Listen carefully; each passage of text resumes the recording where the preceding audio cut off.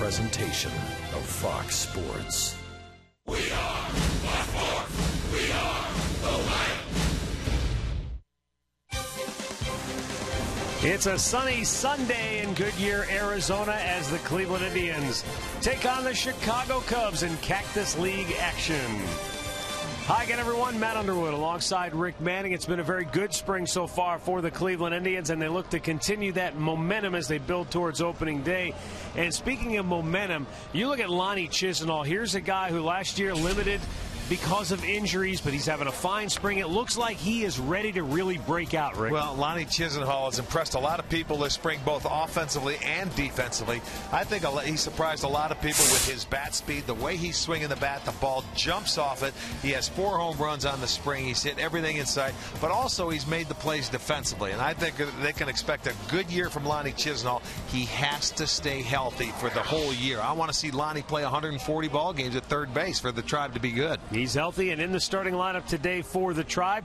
And on the mound today for Cleveland will be Ubaldo Jimenez. Now, a season ago, Ubaldo had a lot of control issues. He issued the second highest number of walks in the American League. And that's something that he has worked on this spring, and it's come about because he's only walked three batters this spring. If he puts the ball in play with his stuff, lets his defense work, he should come on much better. In his 18 innings, 3 walks, 14 strikeouts. He's given up more hits, but you don't mind that because, make them earn their way on. His stuff is good enough. It'll translate into wins if he can pitch 6-7 innings for this ball club. All right, it's the Cleveland Indians and the new-look Chicago Cubs going head-to-head today here in Goodyear on an absolutely perfect afternoon for baseball. We're back with the starting lineups and the first pitch coming up next.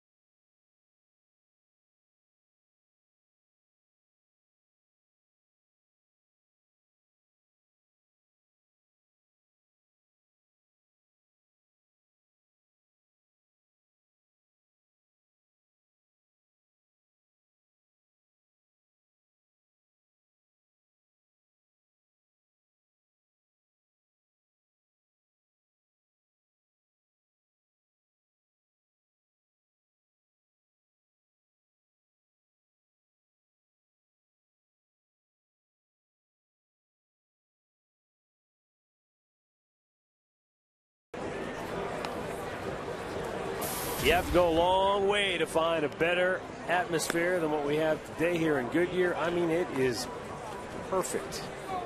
Temperature's going to be right around 80 degrees. The light breeze as the Indians take on the Chicago Cubs. And Ubaldo Jimenez who will pitch today for Cleveland. Let's take a look at Dale Swain's starting lineup for Chicago. Brent Lillibridge, the former Indian, leading off. Deanna Navarro will DH in the 2-hole. Anthony Rizzo, highly touted, will bat third. Then Alfonso Soriano in the cleanup spot. Starlin Castro hitting 5th. Scott Hairston 6th. Then it's Wellington Castillo. Darwin Barney, a Gold Glove winner already. And Alberto Gonzalez hitting 9th. And Ubaldo Jimenez on the mound for the Cleveland Indians this afternoon. His second to last start. You can see his record last year, 9-17, nothing to write home about. But again, we told you in the open, trying to get things going, walk fewer people, throw more strikes, and see what happens. Let's set the defense behind Jimenez this afternoon. That looks like this. In the outfield, it'll be Brantley in left, Bourne in center, Stubbs in right. It'll be Chisenhall at third, Aviles in short, Kipnis at second, Swisher at first, and Santana behind the plate. Lance Barrett, number 94, calling the balls and strikes. And on the bases today will be Tony Randazzo, Stu Sherwater, and Patrick Mahoney. Ubaldo Jimenez is ready to go. He winds, and we're underway here in Goodyear as Brent Lillibridge takes a called strike. Lillibridge tearing it up for Chicago this spring, hitting .484 with a homer, 4 driven in. He's doubled 5 times, and he also has a pair of triples. Routine bouncer to second. Jason Kipnis back in the lineup today, throws him out. 1 down. Kipnis bothered up a little bit by just what he called a hanging elbow, just kind of a tired elbow, and said he was doing some long toss several days ago and said I might have overdid it a little bit, so they gave him a couple of days. And then, as you said, Rick, Terry Francona has been around long enough that when the player says I'm ready to go, he gives him one more day to make sure. One more, maybe 2 more, and Kipnis even said himself that if it was during the season, he would be in there. So, you know, no rush, no hurry. Deanna Navarro flies to left as Michael Brantley runs it down. 2 quick outs here in the first. Well, that's what you like to see. You know, a couple times last year, I remember one game in particular, it might have been his first start for Jimenez, when he has a couple innings early, you know, in the first 5 where you can go to a 10 or a 12 pitch inning, he seemed to have great success that day. And, you know, you want guys going out there and swinging the bats early on you if you can get it. Boy, 1 pitch outs for him mean a big deal. Because there are times when, you know, he's towed that rubber, he gets up 0-2 and lets hitters back into the count.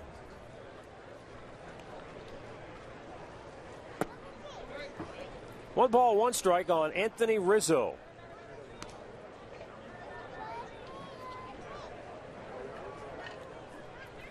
Cubs pinning a lot of hopes on the future of this young man. Bounces it to second. Good inning. Kipnis throws him out, and the Cubs go 1-2-3. And Ubaldo Jimenez sharp here this afternoon in Goodyear. The Indians are coming to bat when we come back.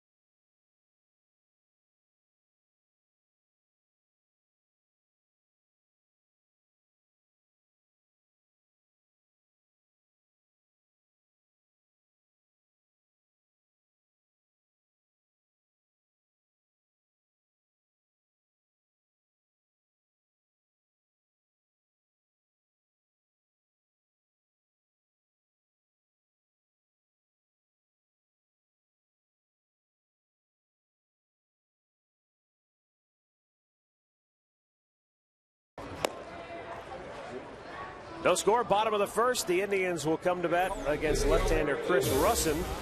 And the Tribe starting nine looks like this. Michael Bourne, Mike Aviles, Jason Kipnis, Nick Swisher, Michael Brantley, Carlos Santana, Mark Reynolds, Lonnie Chisenhall, and Drew Stubbs.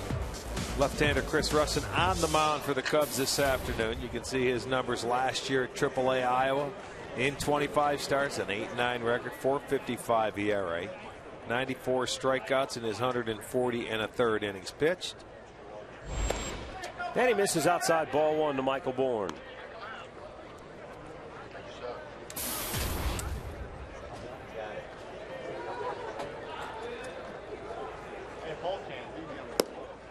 Bourne was looking to bunt, hold it back. It's ball two. Bourne a 208 hitter so far on the spring. Pulls it foul, and the count goes to 2-1.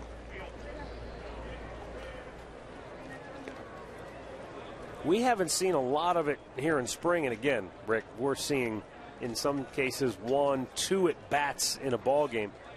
But when you watch Michael Bourne work before the games, he really has a good inside-out stroke, and you see him really work effectively up the middle and to the opposite field. Well, that's his game. Bunting his game. You'll see him do that in batting practice. And, you know, he knows what he has to do to get on base. His job is to set the table, one of the table setters to get ready for the big boys. He's trying to drag bunt that time, and he bunted it right down into his own leg. 2-2.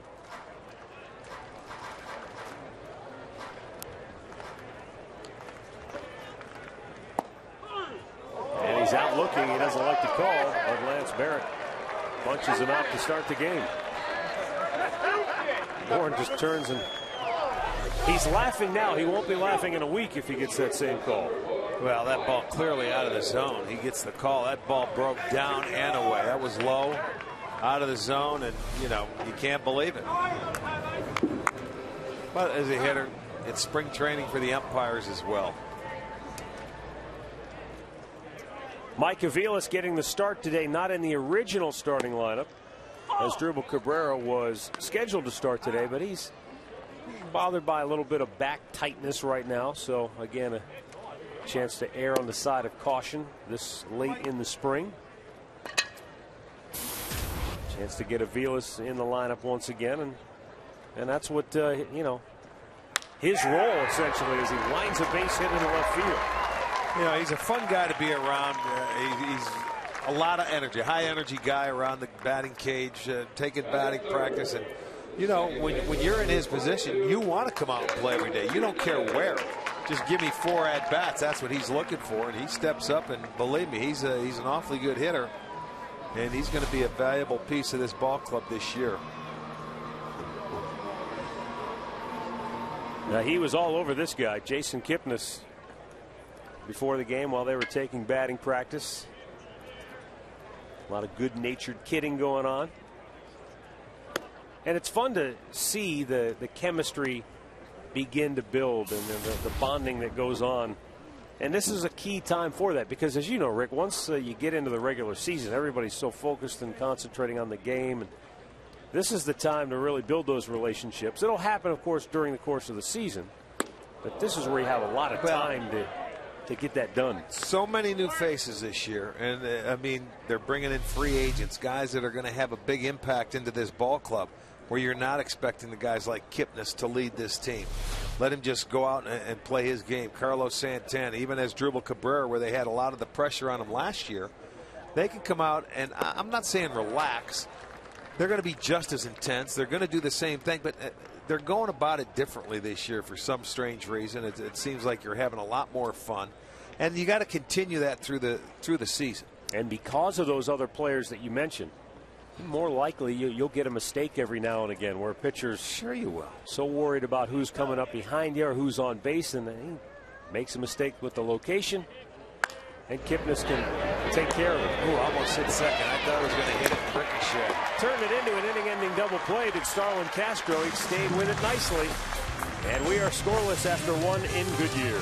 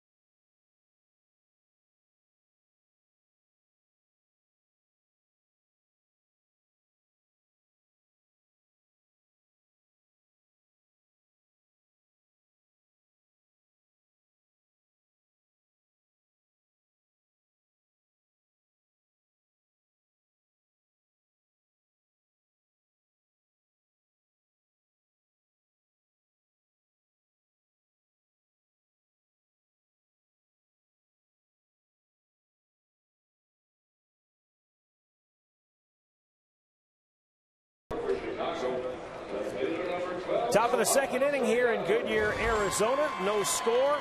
Alfonso Soriano, Starlin Castro, Scott Hairston due up here for Chicago. Ubaldo Jimenez on the hill for the Indians here this afternoon. Went 1-2-3 in the first inning. Looked very sharp. And a first pitch strike. I'm Matt Underwood, joined now by a couple of former Brewers, Rick Manning and that guy, Mike Sarbaugh, way back in the day when your baseball professional career began, and now in his first season on the Indians coaching staff after spending a long time in the minor leagues managing. How's this spring been for you, and how different is it? Well, it's been a lot of fun, especially being my first time working for, Tito and having Millsy and Sandy and all the experience they have. They've been a lot of fun to work with, and they've really helped me out a lot. Wow, there's Ubaldo Jimenez looks sharp here this afternoon. Takes care of Soriano for a strikeout. One down here in the second inning. Mike, what will be your primary responsibility this season? Well, working with the infielders on a daily basis, going over the defensive charts before the games, and also learning the pitcher's moves. Like today, we're facing a lefty, and I've never seen him before, so maybe trying to get doing a little homework on some of the pitchers we'll be facing to help the runners out as much as I can over there. Give us a little insight, Mike, into the infielders, the versatility here. You got Chisenhall at third. Aviles is going to play a couple different positions. Reynolds can play first, and how that has gone. Yeah, it's going well, especially today. With Cabby having that little back spasm today, and having a guy like Mike Aviles be able to fill in for him, and be able to Mike to move around, play third, play second, give guys days off. I think it'll pay off for us down the home stretch. People don't realize it. I mean, because when you start the season in April, people think it's 110%, which it is all season, but it's a long year. And when you can give guys, periodical games off here and there early, it certainly will benefit them later in the season. There's no doubt, especially if you can give a guy a day off, maybe before and off day, and that really comes double it up. Yeah, 2 days off, which those are invaluable. So to be able to do that and to have a guy like Mike to be able to move around and to give guys off occasionally, that's going to be worth its weight in gold. Starlin Castro bounces to Aviles, who takes care of that for out number 2, and it will bring up Scott Hairston. You've had a number of these Indians players in the minor leagues, most recently, of course, at AAA down in Columbus. When you look at this club, though, Mike, coming in with the new faces that are coming in to join the mix of young players that have been here for the last couple of years, what's been your take on how this team's coming together?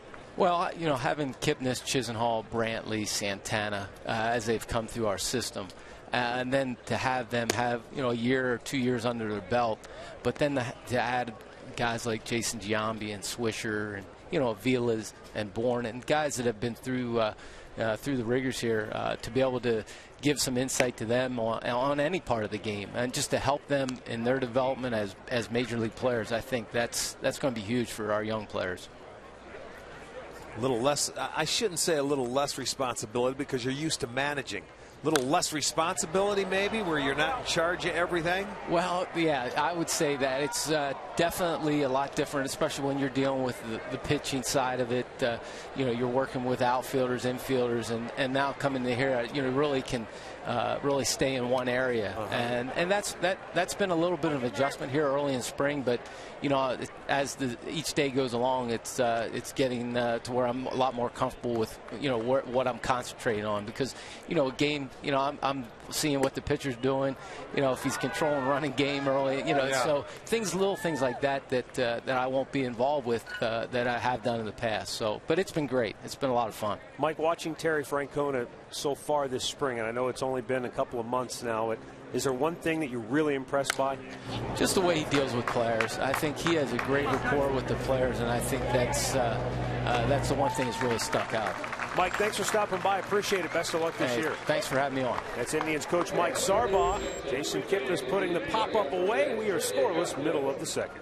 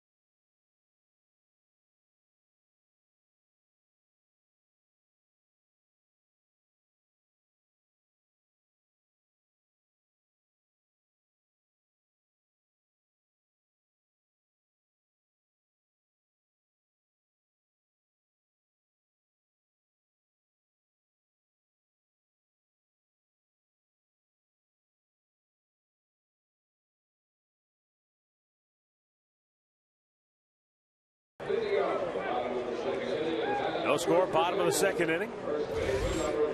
Nick Swisher, Michael Brantley, Carlos Santana coming up for the try. Wrong Chicago team today for that guy, but yeah, same city though. That's close enough. Southsider. Chicago White Sox train literally 15-20 minutes at the most from Goodyear up in Glendale. They share a facility with the Dodgers. The Cubs are currently the farthest drive away from Goodyear. They're over in Mason. That's a probably 45-50, close to an hour. Yeah, it is. But you know, this is their last year in Mesa. They're going to be in a brand new facility next year that they are building right off the 101 and 202 out here, and it's going to be, I'm sure, spectacular. And then the Oakland A's will move into their facility out in Mesa where they've been for so long. The 1-1 missed inside as Swisher backs away. Point being, though, that everything's so close here in Arizona spring training. You can see anybody and everybody, and they're all within an hour's drive. Within an hour's drive, and the ballparks are spectacular. I mean, the facilities, major league fields, and they utilize a lot of these ballparks throughout the summer. Yeah, a lot of the Arizona League teams. Well, Arizona, but I'm saying like little league teams come out and use the complexes with tournaments and things like that, whatever city they're in.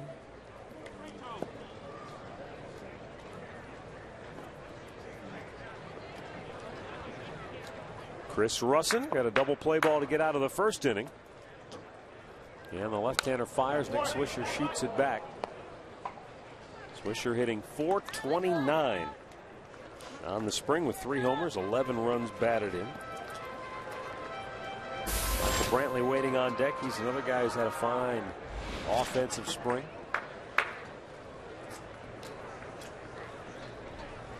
Payoff pitch is in the dirt. And the Indians get their leadoff man aboard here in the second. Well, come on out and join all the excitement this year at Progressive Field with a 2013 season ticket package. And it gives you access to the best seats at the lowest prices. So you want to get it before opening day, which would be April 8th against the Yankees. So get your season tickets. You can log on to Indians.com if you would like more information.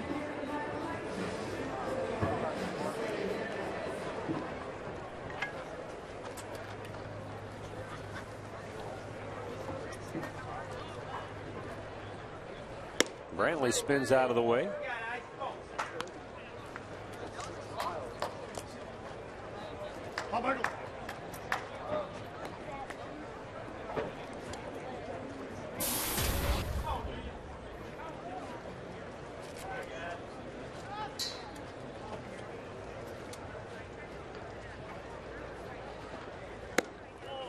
Throw to first and a close play. They got him. I'll tell you what, that was a terrific throw by Castillo.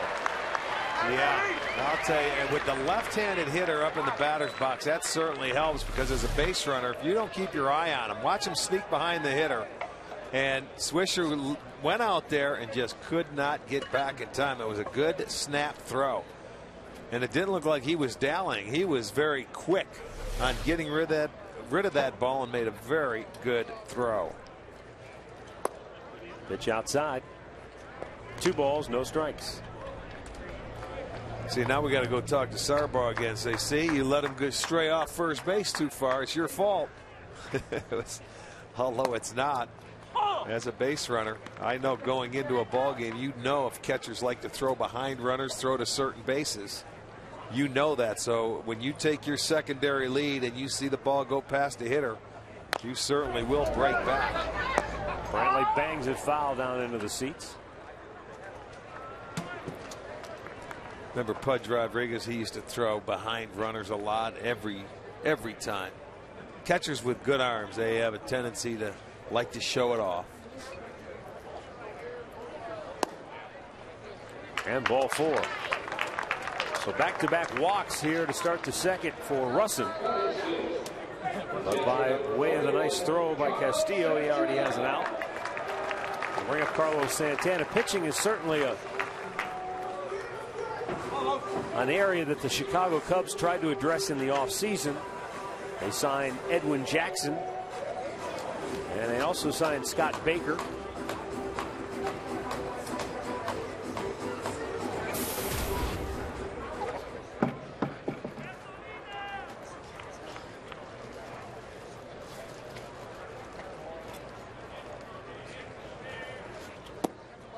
Pitch is down low.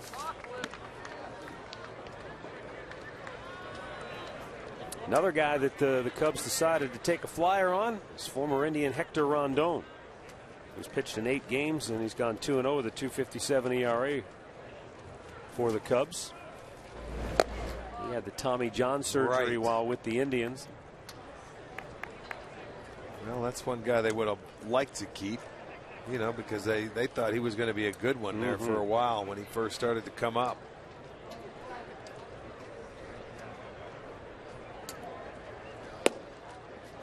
Carlos Santana taking a strike.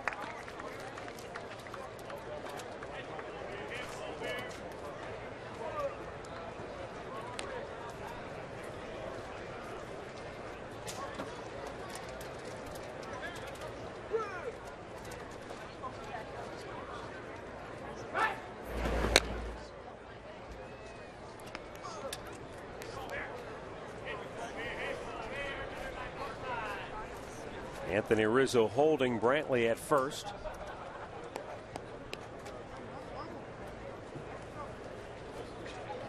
Snap throw and a close play as Brantley was able to just get back in time. Boy, some lefties, they have that good, they step off and they throw at the same time, and it's got to take a little arm strength because he can get it there. He threw that one over there pretty hard, stepping off the rubber. If you are a base stealer and a left-hander has that move, you want to get out to your lead early and make sure you have that so you can be ready if he just steps off like that to go back. You don't as want opposed to get that walking lead. Yeah.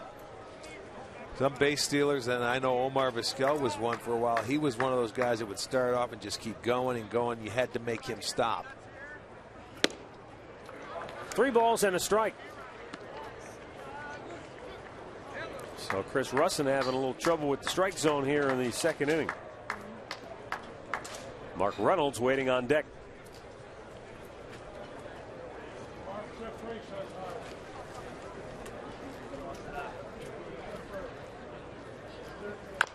Santana chops it foul and a full count.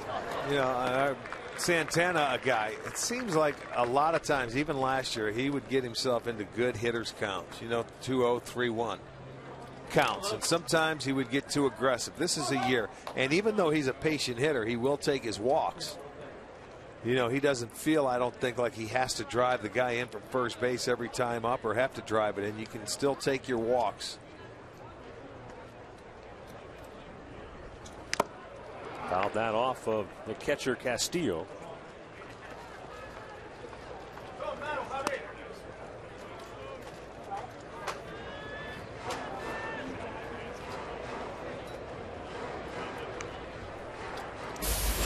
There is Mark Reynolds, and Kent still buzzing today after that mammoth home run he hit on Friday night. Another chopper foul.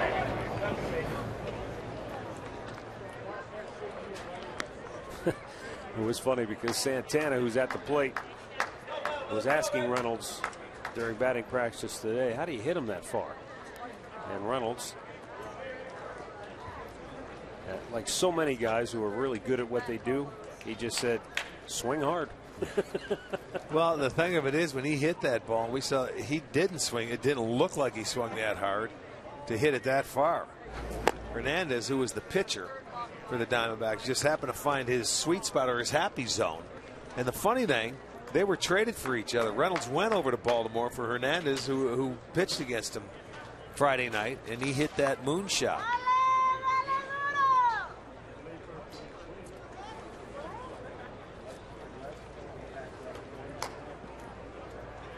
Payoff pitch, runner goes. It's hit high in the air, shallow center. In comes Lillibridge. And he makes the catch. Brantley will retreat 2 down. So on Friday night, this was the scene if you happen to miss it. Can't see this enough, can you? Even if you've seen it 10 or 15 times. Now, that swing didn't look like he overswung or anything. This guy has just raw power. And, folks, that went over the scoreboard. And, I mean, it cleared it by a lot. By a lot. Look at those guys. I mean, when they're looking in the dugout, when you see players start looking like they haven't seen it in a while, trust me, that's a long way. Well, we didn't realize until talking to some of the guys today, but, you know, even Ty Van Berkeley said they lost it. They weren't sure. They didn't realize that it went over the scoreboard. Just fouled on the third base side. Well, we had a good view of it. Yes, we and did. I'll tell you, it was one of the farther ones I've ever seen. I know it's spring training. I know the ball carries. It's Arizona. It doesn't matter. You still have to hit them.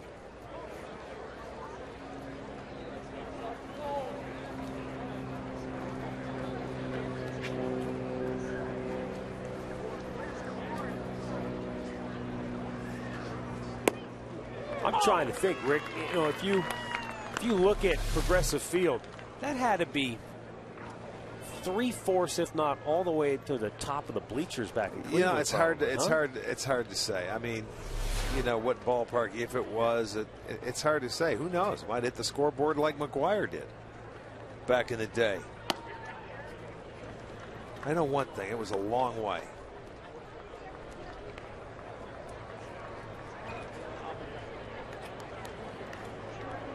Count is 1-2 with a runner at first and 2 down in the second. No score.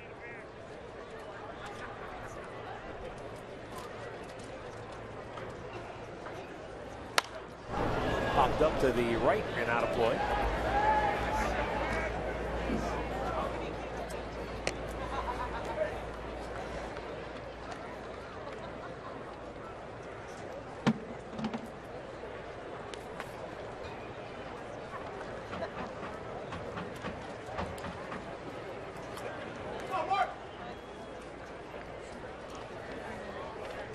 Once again, the 1-2 pitch from Chris Russin.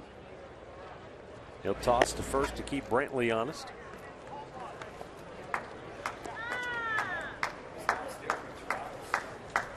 Hairston, the right fielder, Soriano, the left fielder. They are straight up and very deep. Yeah, they should be. Lillibridge in center playing fairly deep, but Reynolds strikes out to end the inning. 2 complete from Goodyear, no score.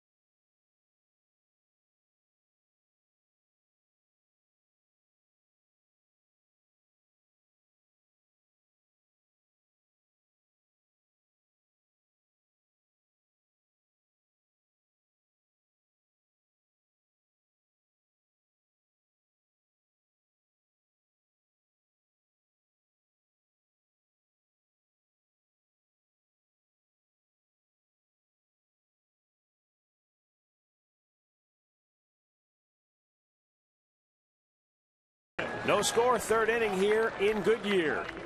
Bottom third of the order due up for Chicago. 2 scoreless innings for Ubaldo Jimenez, who looks very sharp here this afternoon. Matt Underwood, Rick Manning with you, and joined now by Indians manager Terry Francona down in the dugout. Well, Jimenez looks very sharp from our vantage point. How about from down there in the dugout?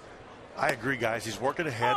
which is huge with any pitcher. And, you know, once he pounds that fastball down, then it opens up the zone for his off-speed pitches.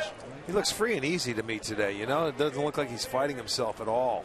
You know what, Arch, I agree. And again, you know, I think every start and then every side day all spring, he's gotten a little bit more comfortable, and you're seeing like he's getting, you know, it's like he's season ready. You know, we all obviously know that you don't necessarily look at stats and put a lot of stock in them, but the one thing that we mentioned at the outset today is only walked 3 batters this spring. How much of that is him pitching better or mechanically being a little more fundamental? I think a little bit of both, and you're right. We don't look at, like, you know, ERAs too much and batting averages, but the idea of guys working ahead and pounding the zone, that's gonna bode well for the season. Well, we're coming down the stretch here. You don't have a ton of decisions to make on your roster, but you still have a few that will need to be ironed out. How close are you to having it finalized? We actually talked to the team today and told them, because, you know, this is the time of the season when there's some guys that definitely have some anxiety. You know, guys are thinking about packing and where do they go, and they're, you know, they're big decisions. And after the game today, me and Chris will meet and with Mickey and Cherney, and hopefully we can talk to just about everybody tomorrow. That would be the goal. I don't know if we'll quite get there, but I think that would really be helpful. Overall, it's been a very good spring for you, hasn't it, Terry? It's been fun. You know what? I'm excited about the season. I think we're getting ready. It's been everything I hoped. Working with the players has been really easy. You know, we've gotten our work done, and guys have done it, and we haven't had to push and prod. And I'm kind of looking forward to seeing how good this group can be. Well, the attitude seems great here. The players, they're having fun. There are a lot of smiles on their faces, and it's time to get rolling, I think. Arch, the spring training is just about set up perfect, isn't it? Yeah. I mean, it's just guys are getting a little bit of an itch right now where they're ready to go. And again, we talk about this all the time. There's no guarantees, but it's going to be fun to see how good we can get. Terry, one guy that our fans back home haven't really had a chance to see in person, because I don't think he's played in any of our televised games yet this year, is Jason Giambi. But he's had a good spring. It looks like he's swung the bat well. It looks like he still has something left in the tank. What have you seen? I agree with that. You know, we talked about all his leadership skills and everything. And a guy like Giambi, you know, we don't necessarily have to play him every day, because that's not what his job would be. But when he stands in the batter's box, he still has that presence. And if you make a mistake, he can still hit it a long way. And what he brings inside that clubhouse is priceless, because, you know, when you have a guy, that's like another coach added to your staff, but he's in uniform. Arch, it's even better than that, and you know that. You played a long time. When you have a guy that can police the clubhouse, it goes a long way. Sure. When somebody says something, as much as you want to think as a manager, it means more when a player says it. Terry, thanks for stopping by. Appreciate the time. Ubaldo made it nice and quick. Thanks, guys. Yes, he did. Ubaldo Jimenez rolling here this afternoon. We are scoreless, middle of the third.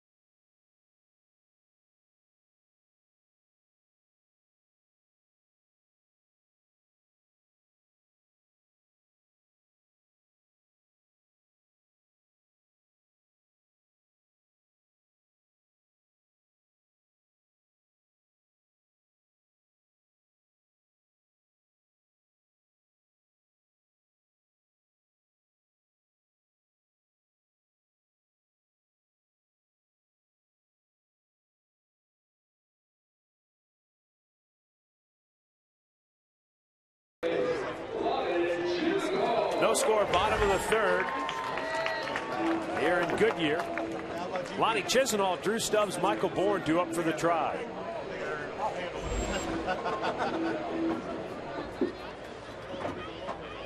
Come on, Big Low.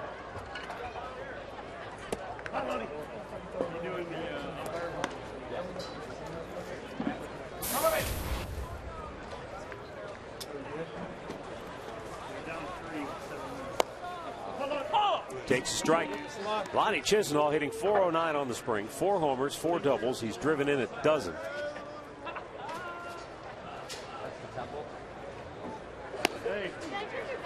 Cuts and misses in the count of ball and 2 strikes.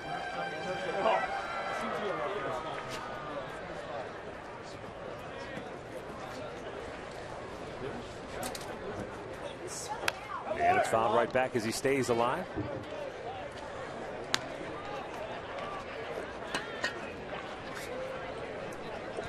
Lonnie swung the bat well, but he's also played very good defensively so far this spring at third base.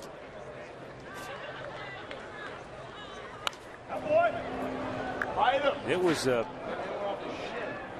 wouldn't say it was something that popped out at you, but it was noticeable when everybody started reporting to camp that he spent a lot of time on his conditioning in the offseason. He just looks a little stronger, physically just a little bit more mature. You know, after missing last year, at the end of the year, there was talk he was going to go play winter ball, and he refused. I was a little upset. I thought he needed to go play some more baseball to get himself into shape. I still do, but he chose not to. And, of course, that's his decision. But I think the more games you get, the better off you'll be. Third strikeout for Chris Russin. 1 down here in the third. Drew Stubbs coming to the plate.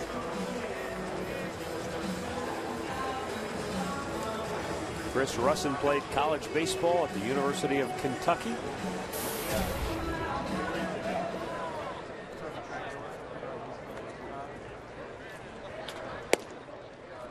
Stubbs takes a strike outside corner at the knees.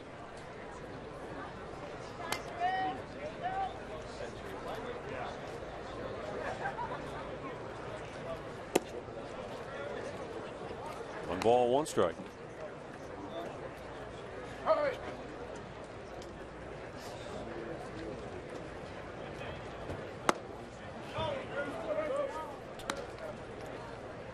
Down low in the count, 2-1.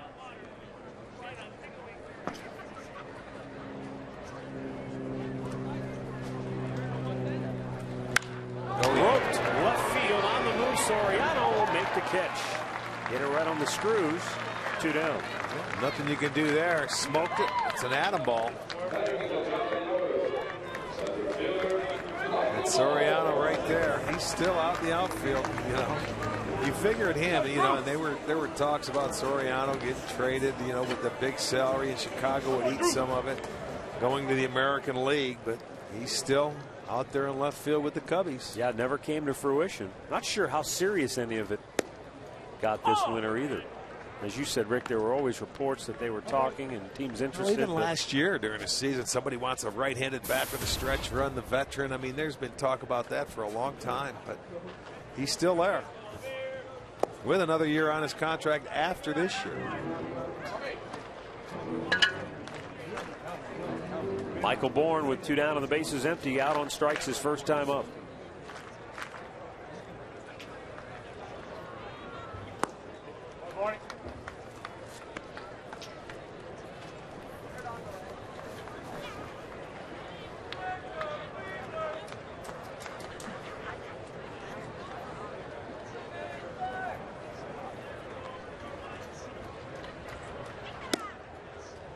You talk about Soriano. I mean, last year he hit 32 homers and drove in over 100 runs.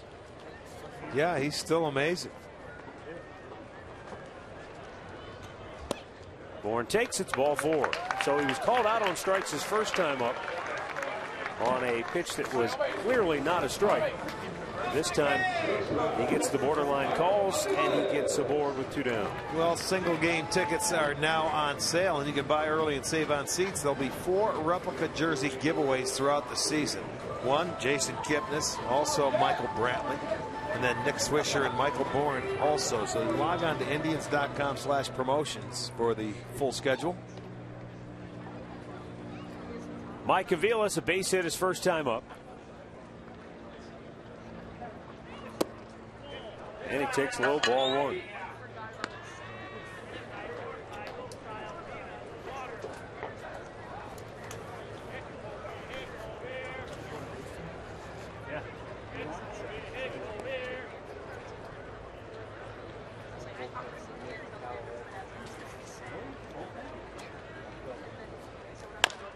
Chop towards third.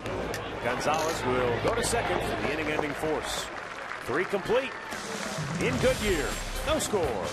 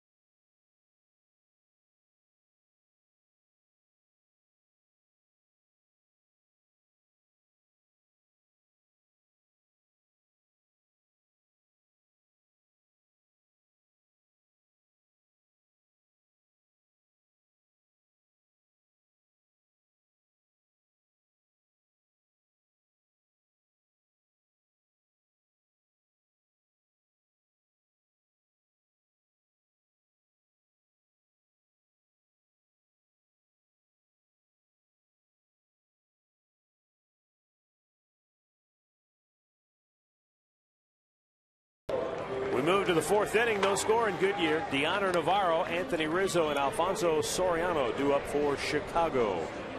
Ubaldo Jimenez, 3 innings. He's allowed just 1 hit. He has struck out 1. Yeah, he is.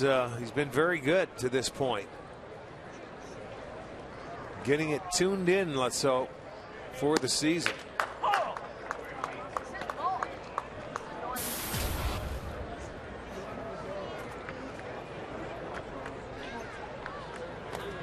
All the way to the backstop. 1 ball, 1 strike.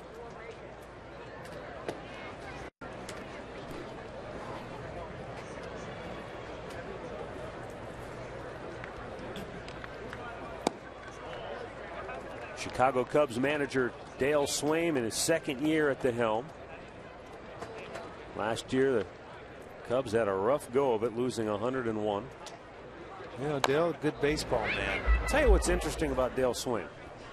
We were talking the other night about your playing relationship with the Milwaukee Brewers. Of course, Dale was a teammate of yours there. And right. Robin Yount. I told the story about how Robin Yount was moved to the outfield. He stepped on your foot, broke your toe, and he ended up moving to center field. Well, this past offseason, Dale Swaim was hunting with his good buddy Robin Yount. And Yount, when they were hunting for quail. Yeah, quail hunting.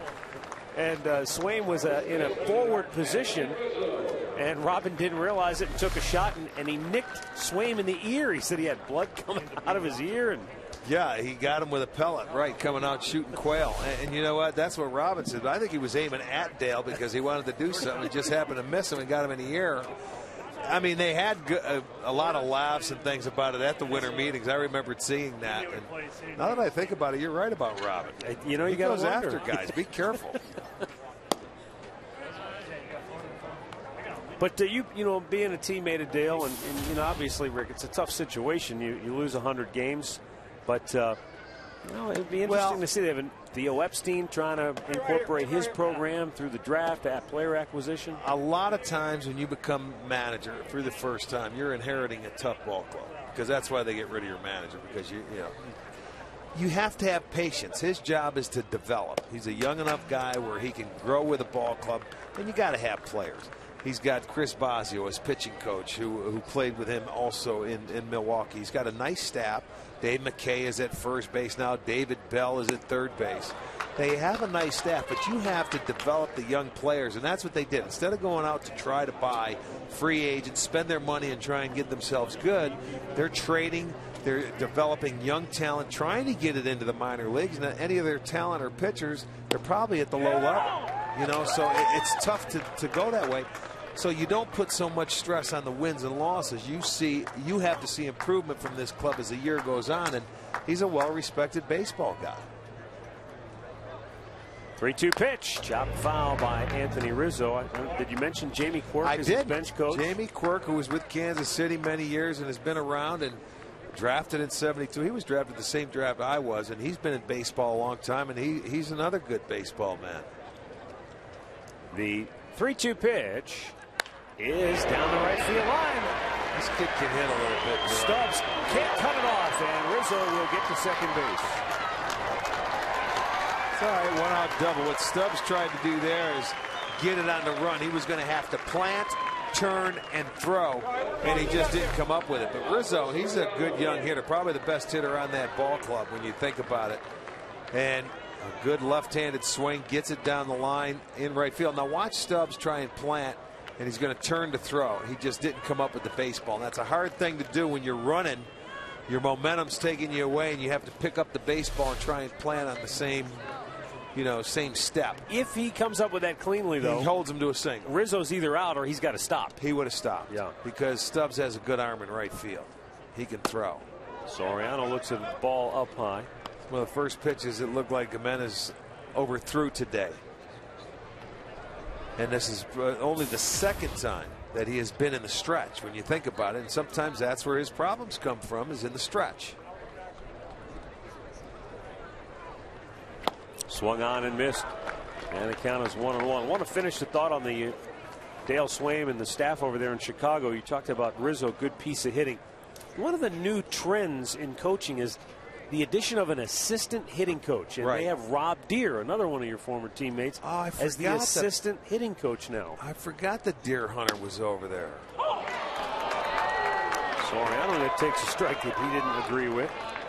But that's interesting. You're seeing more and more teams go to this assistant hitting coach. So you've got two sets of eyes, maybe another way to look at things. When we were talking to Van Berkeley the other day, I mean, when you have 13, 14 hitters on a team, depending on how many pitchers you have, that's a lot of work for one guy to do. I mean, it does make sense to have another person there to help you out. Hey, you take this guy, work with him over there. And there's Robbie Deere, the Deer Hunter. He could swing and miss with the best of them. How'd he become a hitting coach? Come on, Robbie. Played with him in Milwaukee as well. He could hit him a mile, but he was one of those guys, a power hitter, no average, but he could hit the ball a long way. Soriano gulps one deep left field. Brantley looking up. It's off the fence. Scoring is Rizzo. And in the second with an RBI double is Soriano. 1-0 Chicago. Back-to-back doubles for the Cubs here in the fourth. Soriano's third double of the spring, his 9th run batted in. Well, that ball, it looked like an off-speed pitch because he was a little bit out front, but it had too much of the play. But he throws the bat head down at it, and they thought it was a home run in the dugout, and it didn't miss by much. Hits it off the left field wall. So Chicago breaks on top, 1-0 on back-to-back doubles.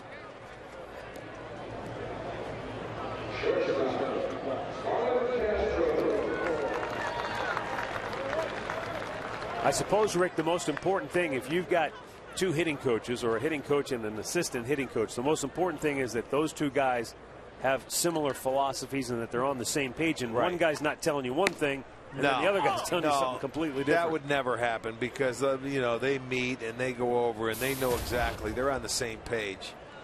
when you get two guys going together. And you know, with pitching coaches too, that could happen where you have an assistant. Not like they're going to tell you different things. Velas on the big hop, stays with it, throws to first. And Castro is retired for out number 2. Soriano slides over to third. With the hard infield here in Arizona, that's far from a routine play. Well, you can see what happens. That sun bakes the dirt, and it hits hard spots, and it could take off like an Indian rubber ball. Just keep on spinning. Scott Hairston popped up his first and only time up.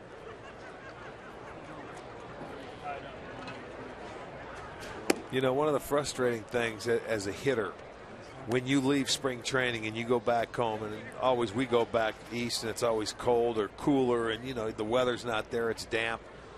Boy, it can take a lot of confidence away, because when you hit the ball, balls don't seem to get through the infield as quickly. When you hit it in the air, they don't seem to carry as much, and they die on the warning track. You're thinking, that was a home run, man, in Arizona. You know, there is a huge difference when you leave here.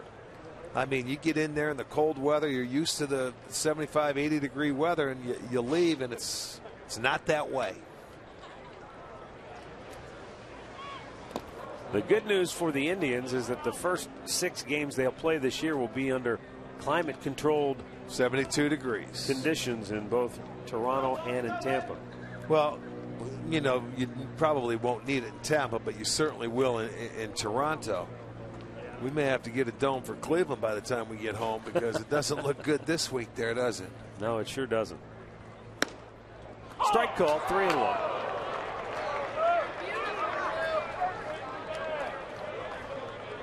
Again, in this situation, I don't want to go. There's 2 outs with a man on third. A little surprised that Menes is out of the stretch, because he's been so free and easy out of the full windup and throwing many more strikes. Right back towards us and just over our head.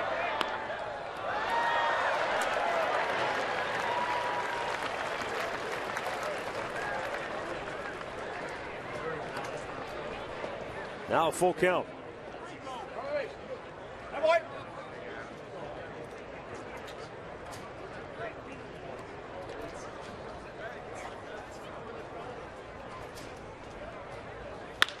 Hard hit ground ball to third. Chisenhall stays with the big hop, throws him out, and the inning is over. But back-to-back doubles by Rizzo and Soriano produced the game's first and only run.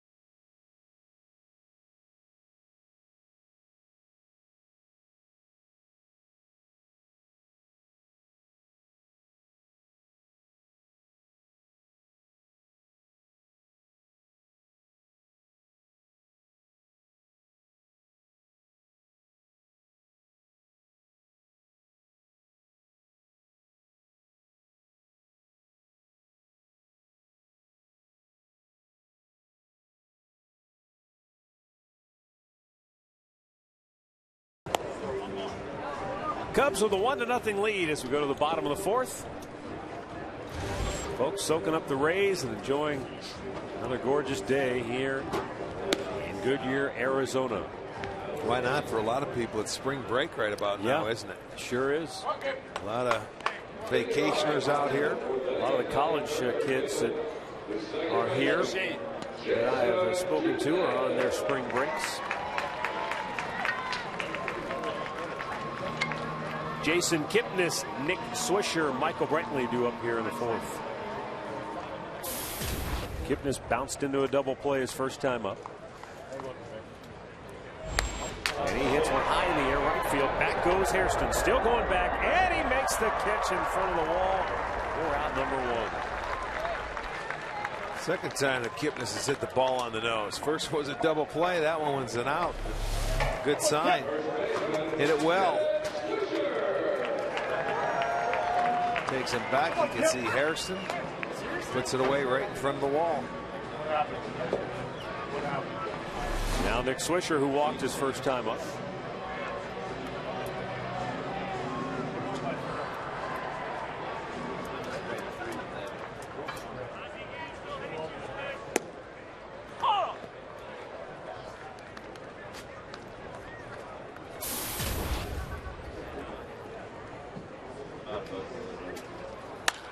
Smashes it to center field, a base hit.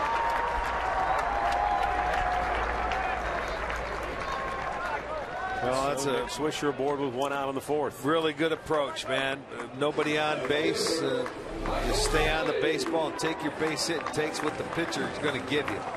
Stayed inside the baseball, hit a nice line drive in there for a single. Love it. 19th hit in 43 at bats on the spring for Nick Swisher.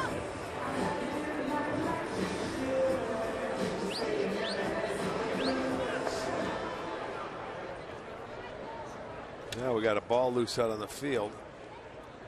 So it'll be a little timeout.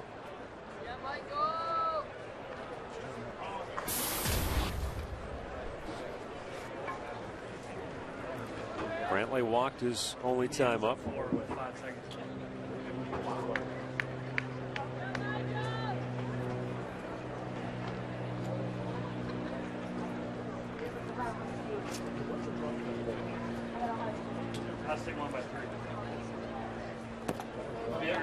Good block by Castillo.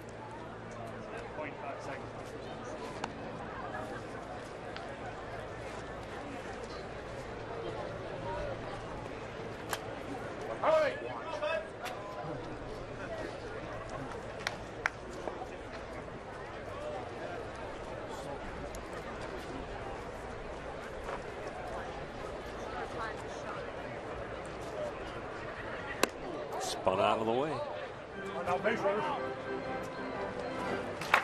And a count 2-0.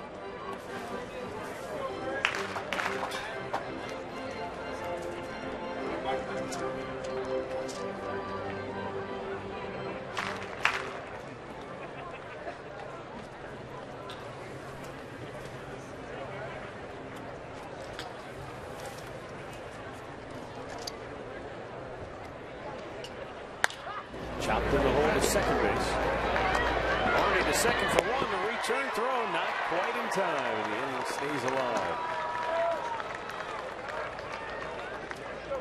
They turned it quickly. It was a nice turn between Barney and Castro. He got rid of it. A little tougher with Michael, just a little too much speed.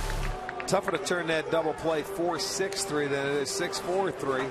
Takes just a little bit more time, and that just enabled Brantley to put that foot on the bag before the relay got there and beat it out. But they turned it nicely.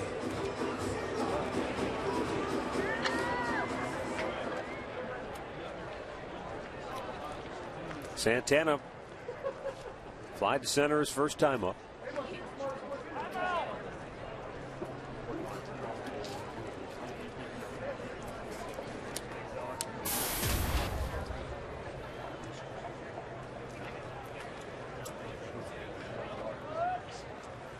Swung on and missed. With more overall speed in the lineup this year for the Indians, those are the little things that could add up, could change a game somewhere along the line. You beat out a double play by a half a step, make the pitcher have to continue to work hard to get out of an inning. Maybe with that one more at bat, he makes a mistake, hangs a pitch. You just never know. You know, that's why if you can do that consistently. Line to left by Santana, but right at Soriano. to end the inning. 4 complete from Goodyear. It's the Cubs 1 and the Indians nothing.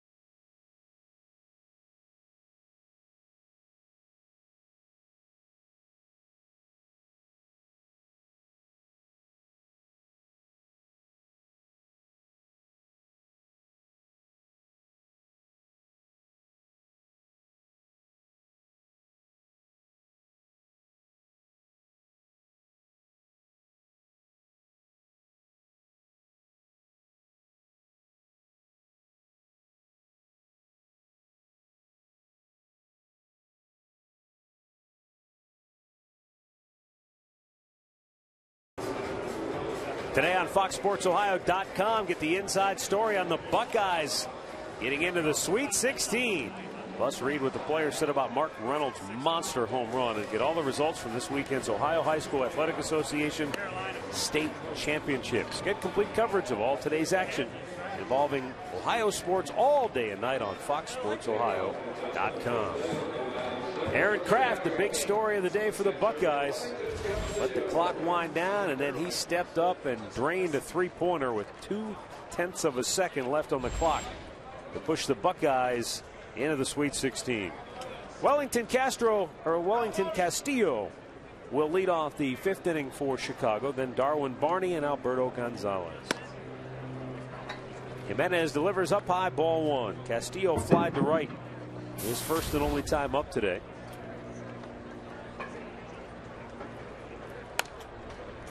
Product out of the Dominican Republic.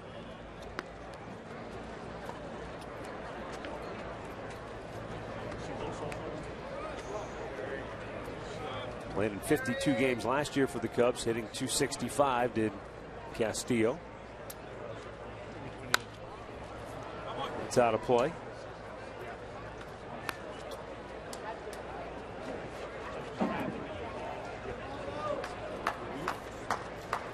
Jimenez retired the first 8 hitters of the game before Alberto Gonzalez singled to left for the first hit by Chicago.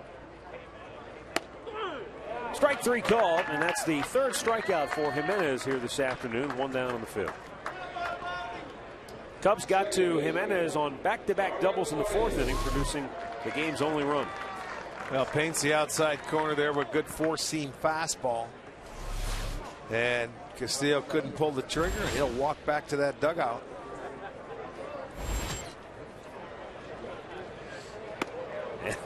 Breaking ball. Got away from him a little bit there.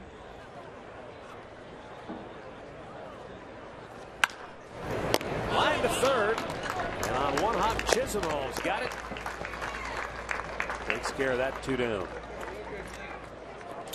Well, subscribe to MLB.tv. It's a premium today, and watch over 150 select spring training games live. Plus every regular season game live or on demand for over 250 mobile and connected devices. Visit Indians.com for the details.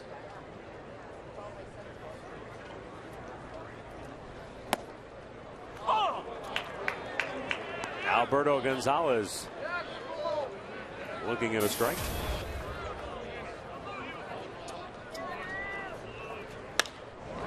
And he pops it up.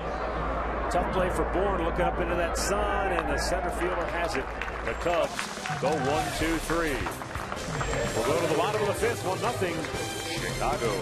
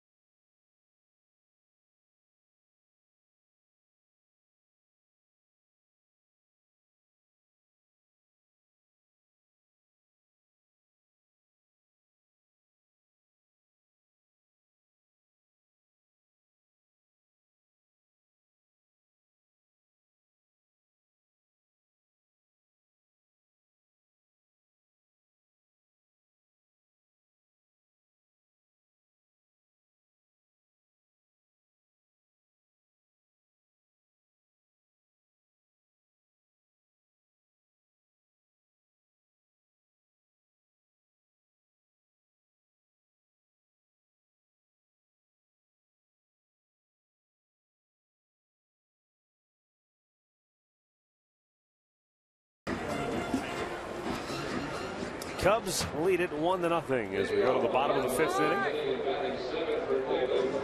Bottom third of the Indians order. Two here: Mark Reynolds, Lonnie Chisenhall, Drew Stubbs.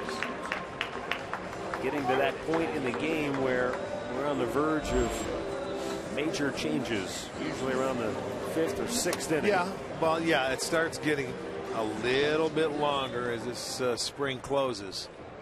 But, you know, your starting pitchers, they're on pitch counts, what, maybe 85, 90 pitches about now. And the one thing about Russin, I mean, he's walked, what, 3? They just haven't been able to get the big hit. They have 2 hits off him. He had a double play ball in the first.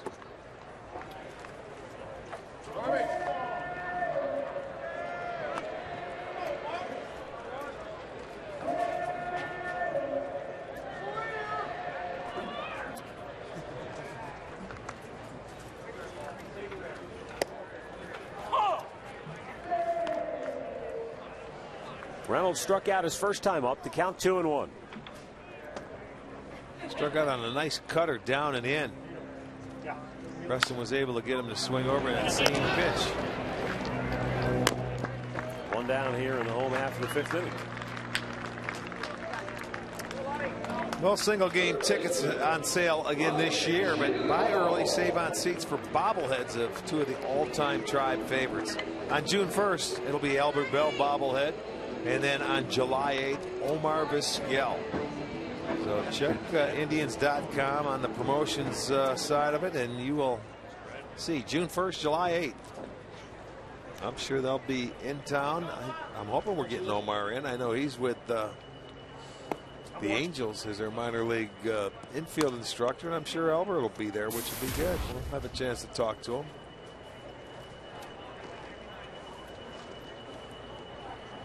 Lonnie Chisenhall rips one foul back out of play. Yeah, wasn't it just last year Albert came on the air with us? Yes, it was. First time I've seen him in, what, 15 years. He lives out here in the Valley.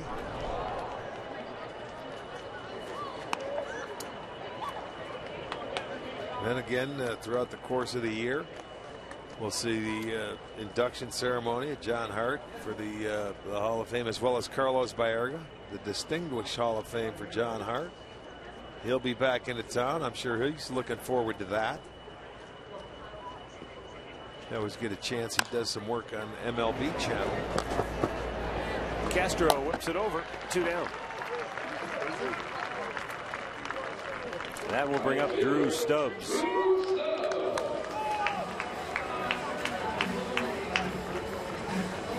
Stubbs hit a ball right on the nose in his first at bat, but it was right into the tracks of Soriano in left field. I mean, a line drive.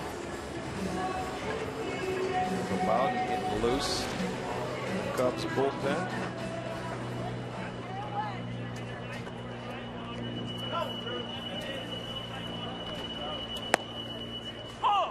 Stubbs looks at a strike.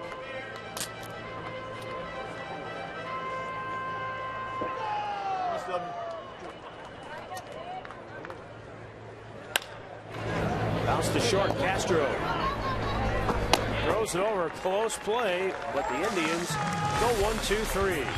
And through 5 innings of play, it's the Cubs 1 and the Indians nothing.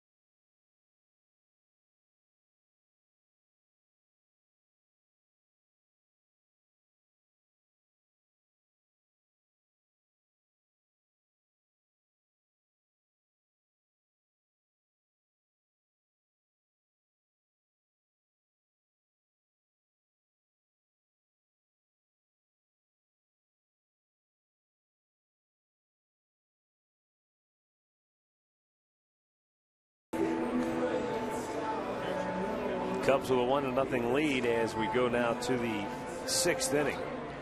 You know, it's interesting, Rick. There have been a number of times this year for Jimenez where he has pitched, and then after he's been taken out of the game, he has to go to the bullpen to throw more pitches to get to his pitch limit for the day. He's only at 59 pitches so far here this afternoon, so another efficient outing. Well, that's remarkable. I mean, you just a little over 10 pitches per inning. That's terrific for him. For anybody. It's actually fun to see. But it bears repeating, he's only been out of the stretch, you know, a couple of times. He's been able to work out of that full windup for most of the afternoon. Smash to second. Jason Kipnis stays right with it. 1 down. Well, the Indians are rolling back prices on your favorite ballpark food for every game this year. Out of Progressive Field, you'll get $4 12-ounce domestic beer, $3 hot dogs, $2 soda refills. And also on 15 occasions, I'll have the $1 hot dog nights, $1 dogs, and not to mention lower prices on nachos, pretzels, popcorn, and more. So come on out and you'll be able to fill up.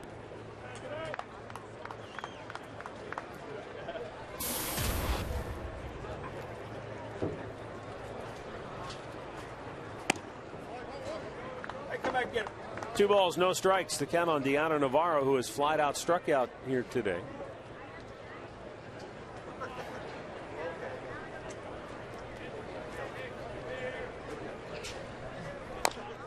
And that's a chopper foul over toward the Indians' dugout.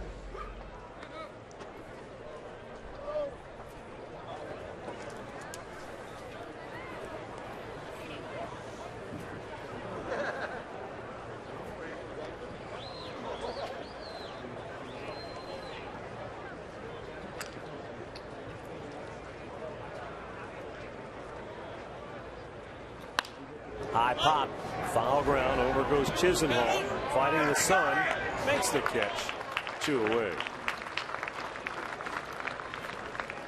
Fox Saturday Baseball returns with 3 great matchups as Angels outfielder Josh Hamilton returns to Texas to take on the Rangers. The Yankees battle the defending AL champion Tigers, or the Cardinals take on the World Series champion Giants in a rematch at the NLCS. The debut of Fox Saturday Baseball is April 6th.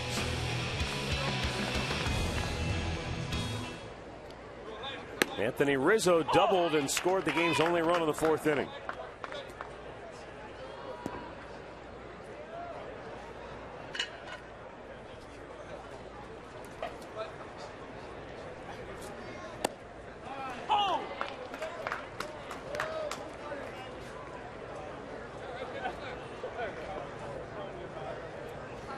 Rizzo hit well with runners in scoring position last year with Chicago, batting .338. So talking about a guy who's going to bat in the middle of the lineup. You want him to be able to drive home runners when you've got him out there in scoring position. Boy, good looking pitch. Well, both the 0-2 pitch was very good, a good heater away, and then he comes right back inside with another good one. Let's see it. It's wow. Is that high? I don't know. That's just a little bit outside and a full count. So from 0-2 to 3-2, all 3 very close pitches.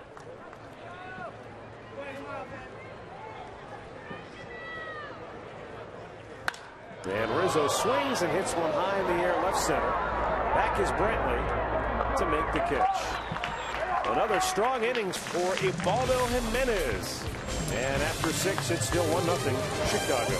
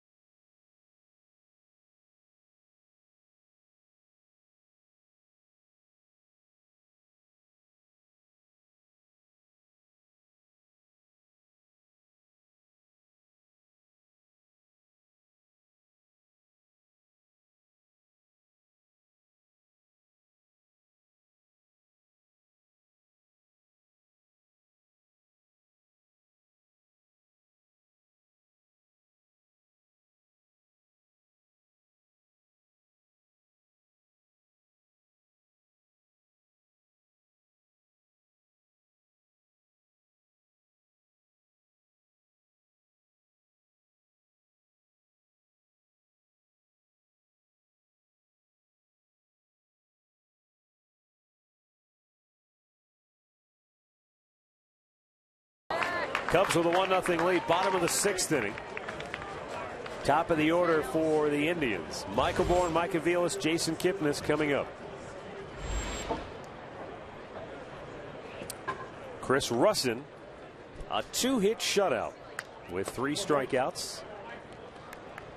Walked back-to-back hitters to open the 2nd, then walked another in the 3rd. Bourne's had an interesting day. He was called out on strikes in the 1st, walked in the 3rd. And they were almost identical pitches. Flies out to Soriano, 1 away. Let's go back and look at that. Here's the pitch in the 1st and then in the 3rd on the split screens. Well, he walked away and, you know, he sort of laughed and he had something to say. But it may have paid dividends because it was the exact same pitch down and away. Call the ball. So one time you struck out, the next time you walk, you'll figure it out. You just want consistency. That's going to end the day for Chris Russin, and really good afternoon. A well-pitched game for the left-hander. 5 1/3 scoreless. 2 hits allowed, and the Cubs still lead it 1-0.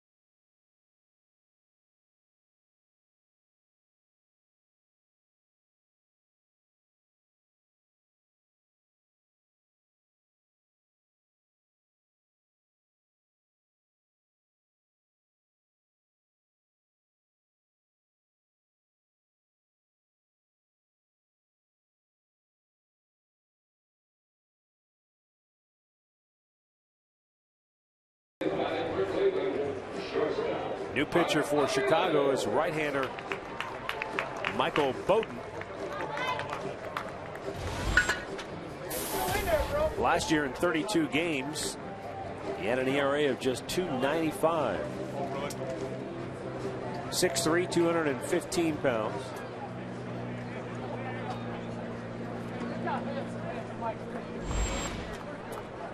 Former Red Sox.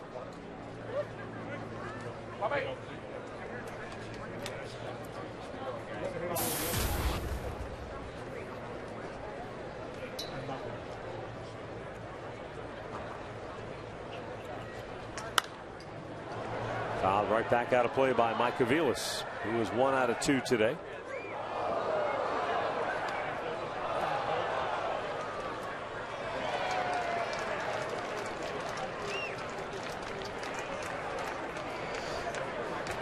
Bowden will be 27 this September. Paints the outside corner.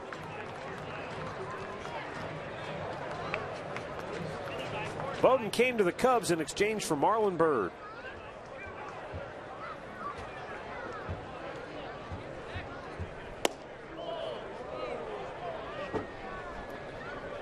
Two balls, two strikes.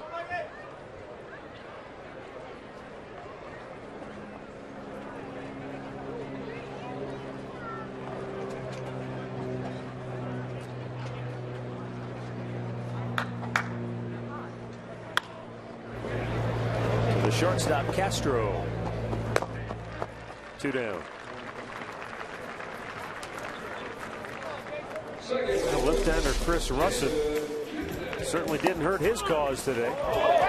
Well, there's a pitch that the umpire gave, but he was able to come back with that cutter, get Reynolds, and all 3 strikeouts that he had on the afternoon come off the same pitch. That breaking ball or cutter down and away and probably out of the zone, but he did a nice job.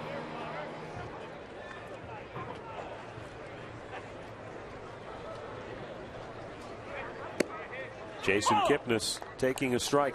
Kipnis 0 for 2 today.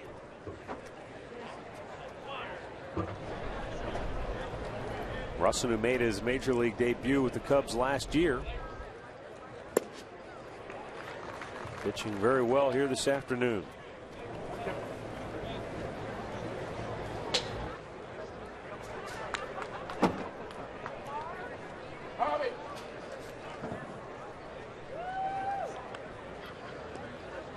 Two-strike pitch to Kipnis.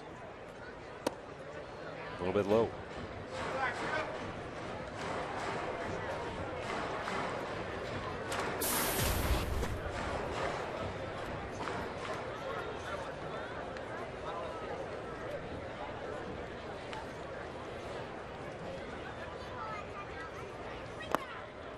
Again, it's in the dirt. 2 balls, 2 strikes.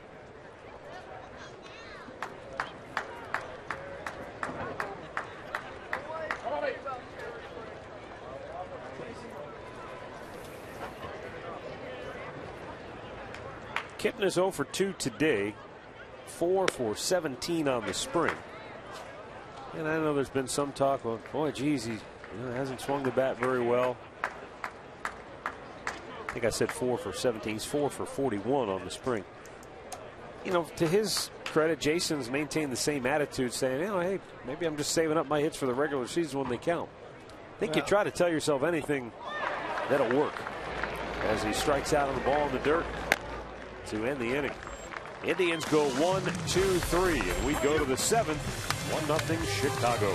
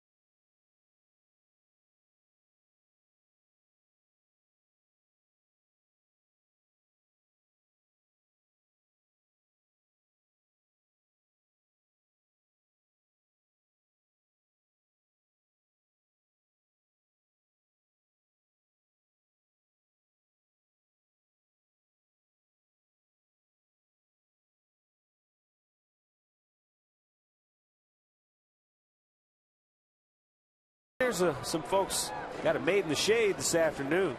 Good place to be. Some people like the sun. Some people like the shade. Ubaldo Jimenez has worked 6 innings this afternoon. He's allowed 1 run on 3 hits. 2 of those hits were back-to-back doubles in the 4th. And this is the guy who drove in the game's only run, Alfonso Soriano. He golfed one to left that hit off the fence to drive home Anthony Rizzo from second base.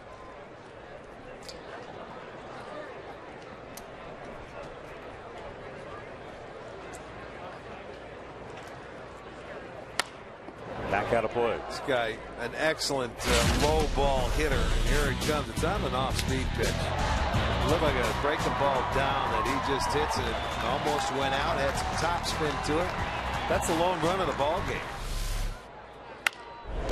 Bang to third. Lonnie Chisenhall takes care of that one away.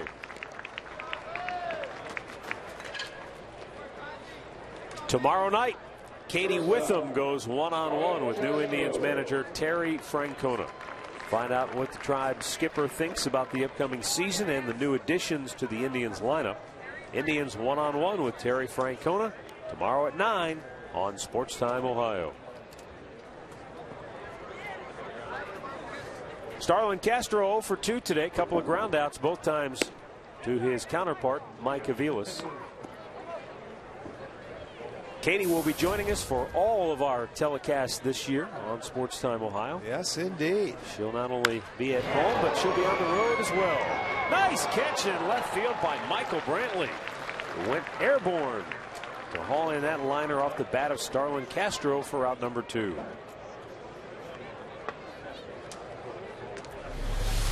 Well, another atom ball, as we call him, and Brantley that right into his tracks, got to take a step back and jump,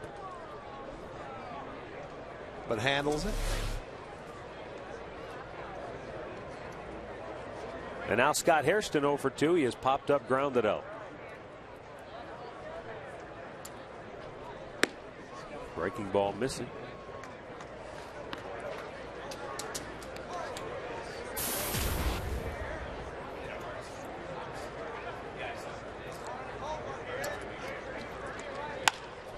Hit on the ground with the shortstop, Mike Gavilas.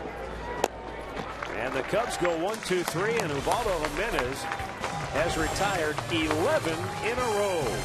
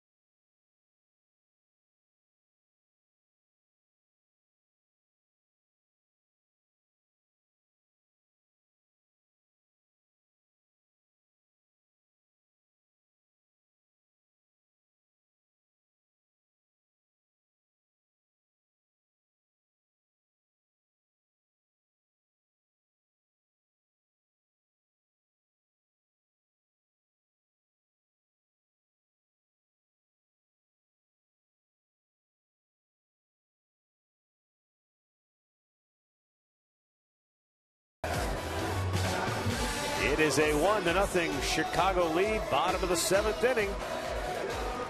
And the 7th inning stretch here in Goodyear. For the Tribe, Nick Swisher, Michael Brantley, Carlos Santana.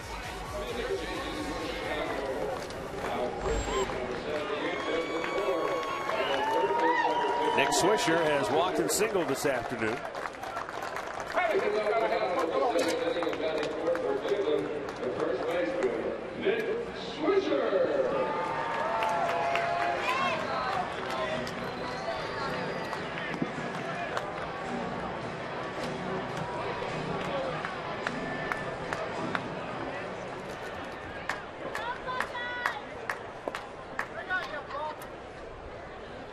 Swung on and missed. Good pitch down and in.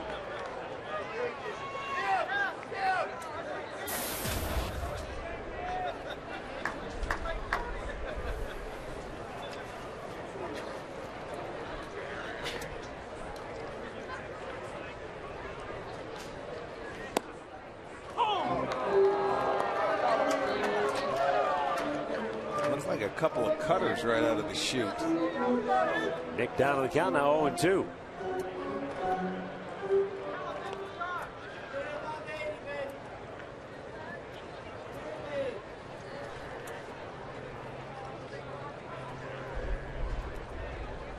Bounced it. Good ways in front of home plate. Got some changes defensively now for Chicago. But we're not sure who those guys are just yet. Looks like Rizzo's out at first and Castro's definitely out at short. We'll find out who their replacements are. In the meantime, Bowden's pitch. Well, that's the 2-2. First pitch he started him off with at Swisher. Just seemed like he committed early on the first pitch and swung through it. Tried to come back with 2 strikes, but no, Nick didn't. Fish weren't biting there.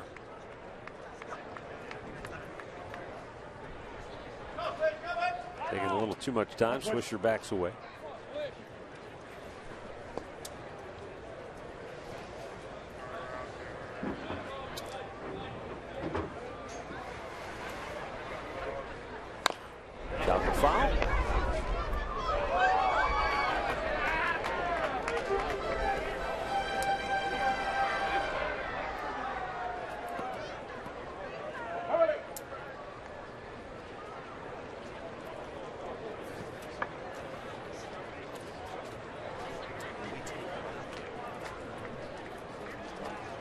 2-2. Missed inside and a full count.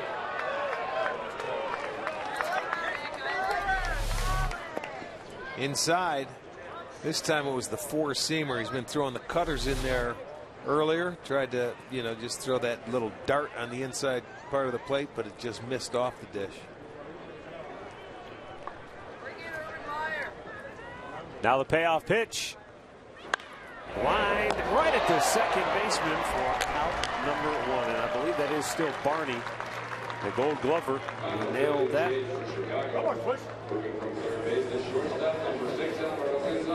Get a look now. Okay, Justin Bohr is taking over at first. Alberto Gonzalez has moved from third to short. Steve Clevenger is now in at third.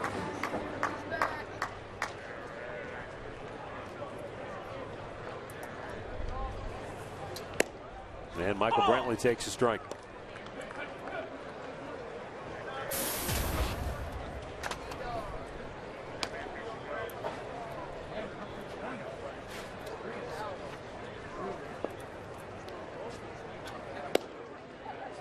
Missed outside. Darwin Barney, who won the Gold Glove for the Chicago Cubs, last year tied a major league single season record with 141 consecutive errorless games at second base. That's how you win the Gold Glove. Yes, indeed.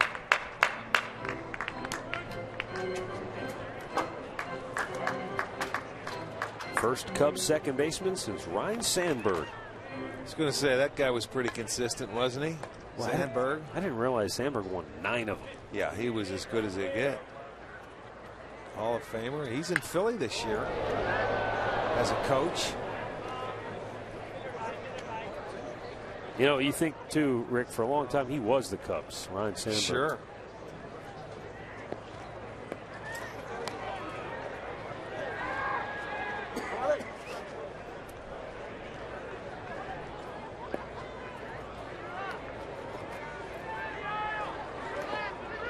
That record that Barney tied, he shares it with Placido Polanco, who did the same thing with the Tigers back in '07. I remember that year by Polanco.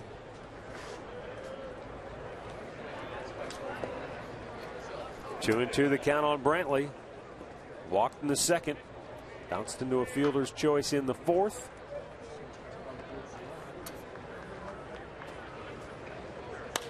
And he pops one up shallow left. In comes Soriano. 2 down.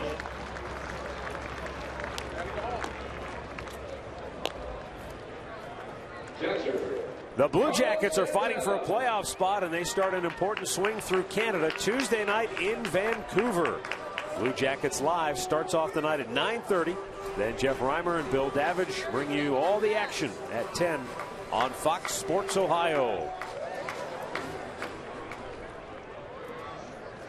Blue Jackets have been playing some inspired hockey this year. Two down for Carlos Santana, who is flied out and lined out.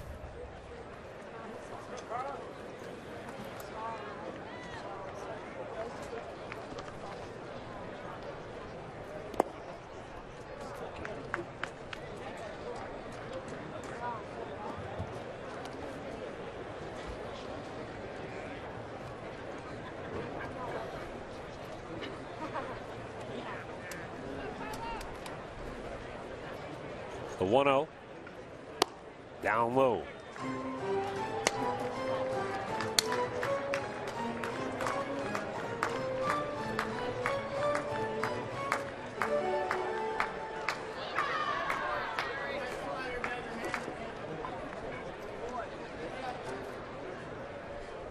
Santana taking. 3 balls, no strikes. Well, be ready, because I'm sure Santana will have the green light. Francona, firm believer in keeping your hitters aggressive. If you get the 3-0 count, he'll give you the green light.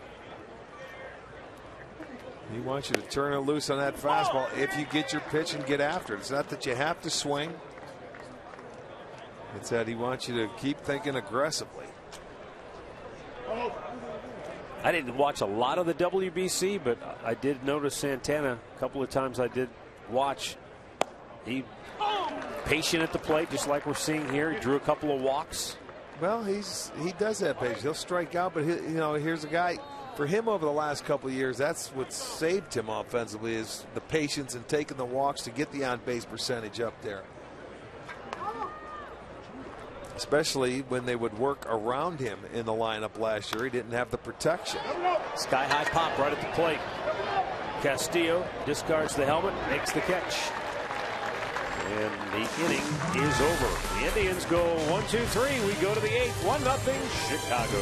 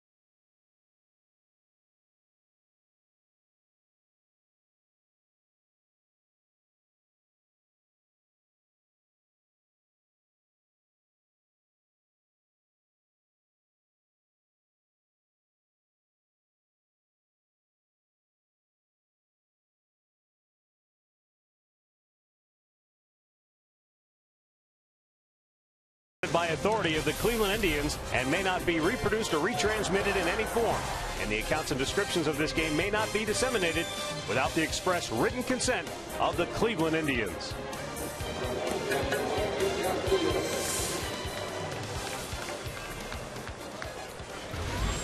Eighth inning here in Goodyear. 1-0 Cubs lead it. Ubaldo Jimenez back out here facing Wellington Castro, who is 0 for 2. Jimenez has retired the last 11 Cubs in a row since the RBI double by Soriano in the 4th, producing the game's only. He's really been fun to watch today, Matt. He'll go out this inning. They have their bullpen loose, so his pitch count's got to be near. Going into the 8th inning, I've never seen him pitch so well. It has been free and easy. He's given up 3 hits today. A lot of ground balls, a lot of swings early in the count. And he's mixed his pitches well. Change-ups, a curveball, some splits, a good fastball. And for me, it didn't look like he overthrew a lot. A couple times on pitches, but that's normal. That's going to happen.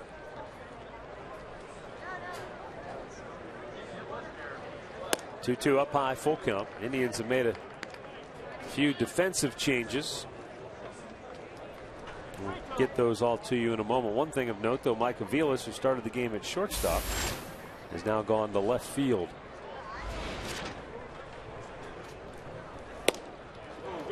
And it's a little low for ball 4. That snaps a string of 11 straight retired by Jimenez.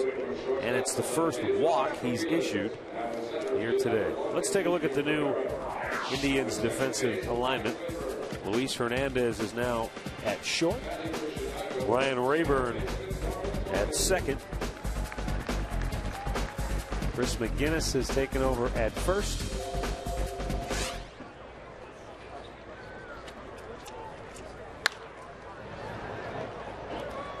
Darwin Barney 0 for 2, pops one out of play.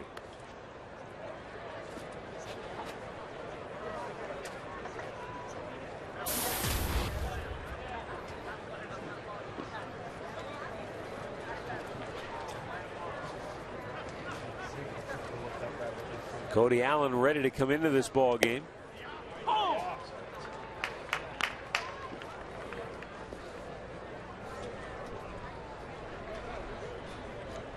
We expect to see him at some point this inning.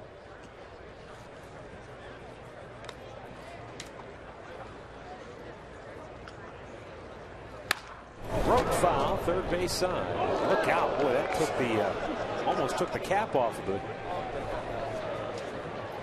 And he called him a ball boy. I mean, that's a ball man. Yeah, it is. But he's a boy. Kid's maturing early. There's the hop. It hits the tarp and ricochets. Wow. Almost the face shuttle right there. He got it right by the nose. It was close.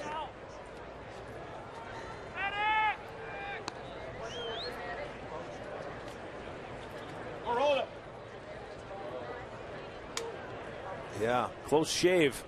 It's Benjamin Button down there. He's going backwards. Yeah. The 1-2. And that's roped into center field, a base hit. A walk and a knock, and that'll be the end of the day for Ubaldo Jimenez. He went 7 innings plus 2 batters. But all in all, very good outing for the Indians right-hander.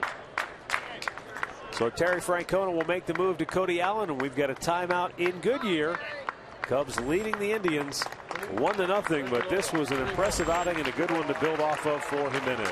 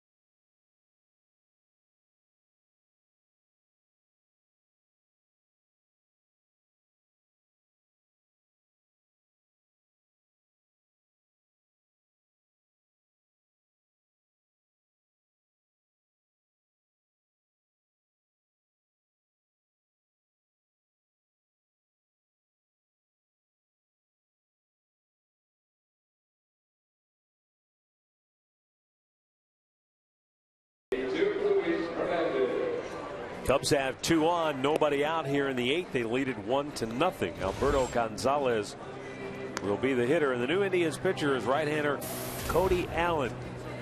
See what Allen did a season ago. This will be his 7th appearance of the spring.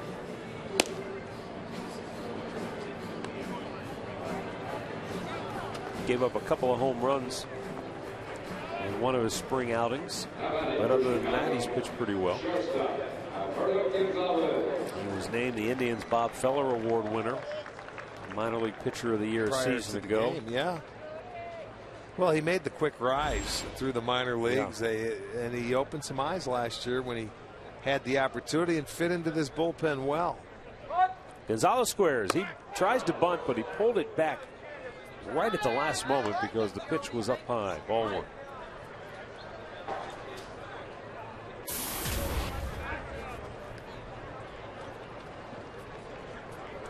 Chisenhall at third, McGinnis at first. They're pinching in at the corners.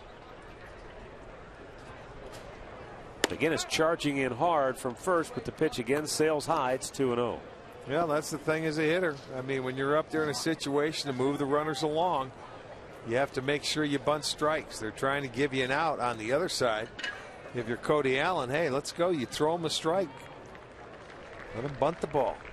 Get the out. 3-0. Now he's falling behind.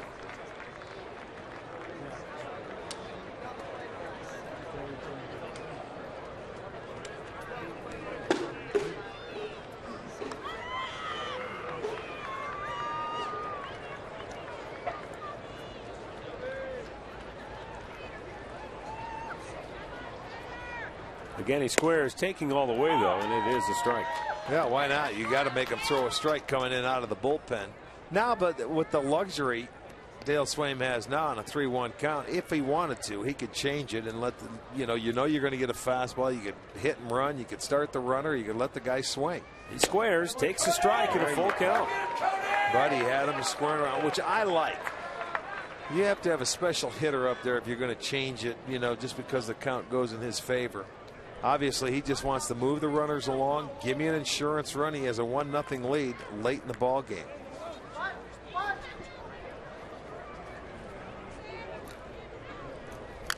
Fouled right back.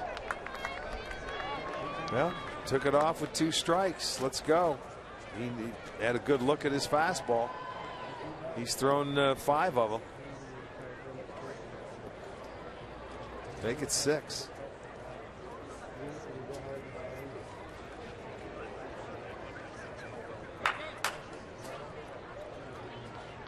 The 3-2. And it's low, ball 4. The bases are loaded. And Luis Valbuena will be the hitter now for Chicago. Pitch hitting for the pitch, number 24, Luis Valbuena.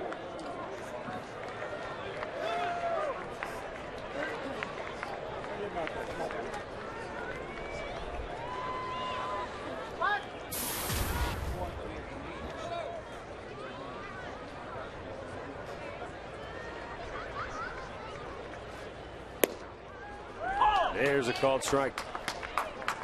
As Allen gets ahead of Valbuena, who was in a battle this spring to try and win an everyday job on that Cubs roster.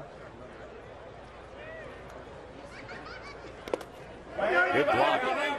Both Ian Stewart and Luis Valbuena were thought to be the two fighting for the starting job at third base. Well, that away. Keep it in front of you. He didn't know where that ball went. But you get help from the dugout. I could hear him yelling up here, down, down, down. You look down at your feet. He was able to pick it up.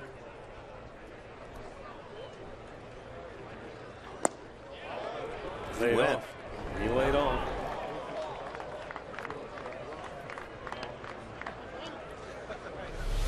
Let's take a look at it from the side on the check swing. That he did.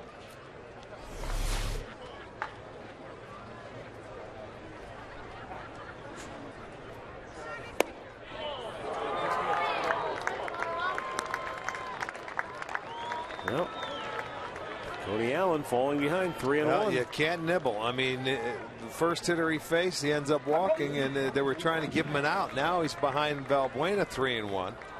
You can't be too fine when you have to throw strikes coming in out of the bullpen. High fly ball right field. Back goes Stubbs. Makes the catch. Tagging from third and coming on to score is Castillo. Tagging from second and going to third is Darwin Barney, and it's 2-0 Chicago.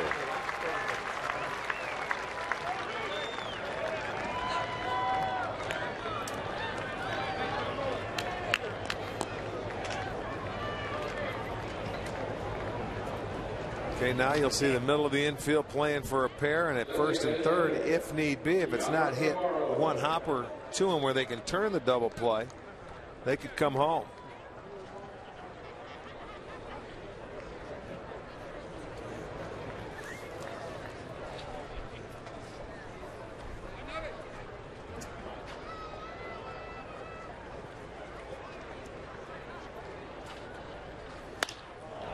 That's not going to get it done, I wouldn't think. Shallow center, in comes Carrera. Can't find it, drops in front of him.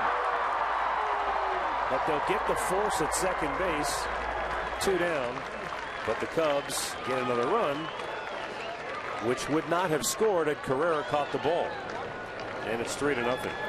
But obviously, he never saw it. No, I mean, we've witnessed that here. Look at, he can't see it. He has his glove up. And that's one thing as an infielder, and out there Hernandez is playing. You have to, I mean, in situations like this, usually you go out until you hear the outfielder. obviously didn't hear anything because you can't call what you can't see. So you just have to continue to go out and maybe take that ball. It's just awfully tough out here in the sun. Sometimes impossible.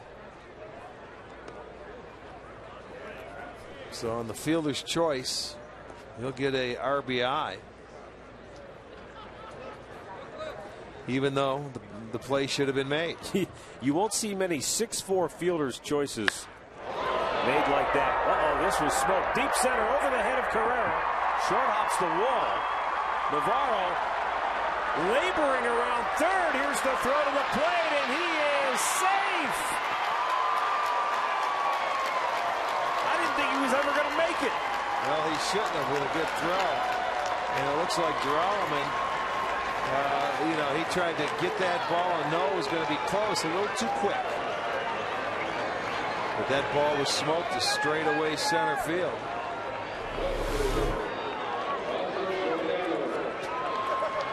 It'll go as a double over the head of Carrera. Let's see. Here comes the relay, and he is, man. He's carrying a piano.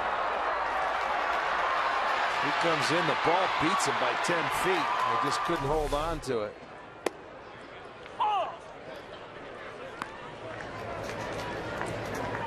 So it's a 3-run inning for the Cubbies here in the 8th. Makes it a 4-0 game. He didn't slide, probably because he might not have been able to get up. The way he looked coming around the bags.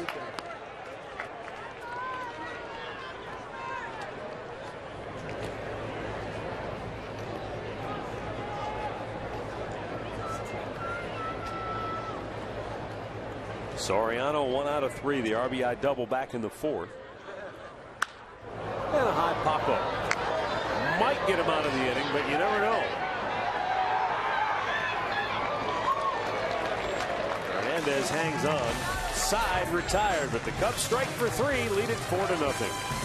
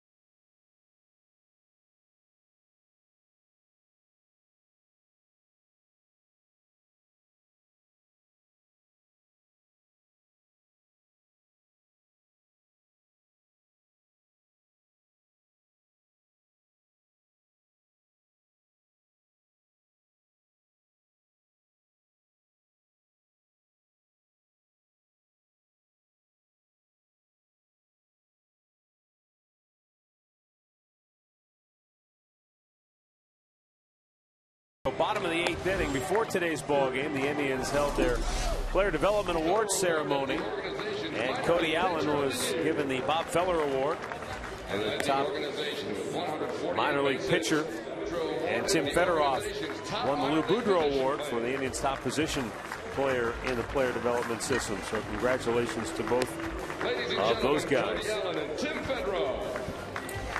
Michael Bowden went an inning and 2/3 of perfect relief for Chicago. And the Cubs now go back to their bullpen here in the bottom of the 8th for right-hander Casey Coleman.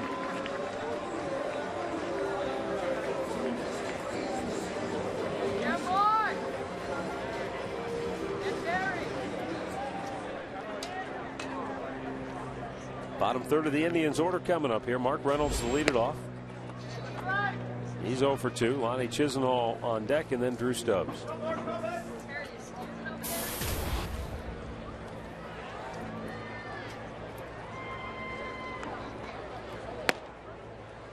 Pretty good looking curveball, but it's 2-0. Well, there hasn't been a whole lot to talk about offensively this afternoon. The Indians with just 2 hits, both singles. 2 one-out singles, one by Aviles, the other by Swisher. Would they pound out 18 hits yesterday? Oh, against Seattle? Yeah, against Seattle. They had a big day offensively. Scored 10 runs in that game.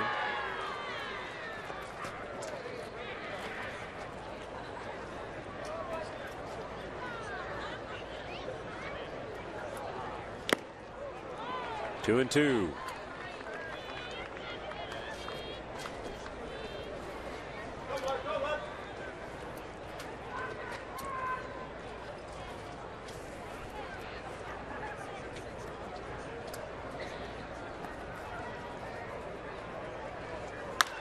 Reynolds sends one high in the air, right center field. And the catch is made in the middle of the warning track by Scott Hairston for out number 1. All right, now defensively for Chicago, Jonathan Moda takes over at second base. Reggie Golden is now in left. And the new center fielder is, drum roll please, Trey Martin. So that leaves Scott Hairston and Wellington Castillo, the only starters remaining for Chicago. Castillo behind the plate.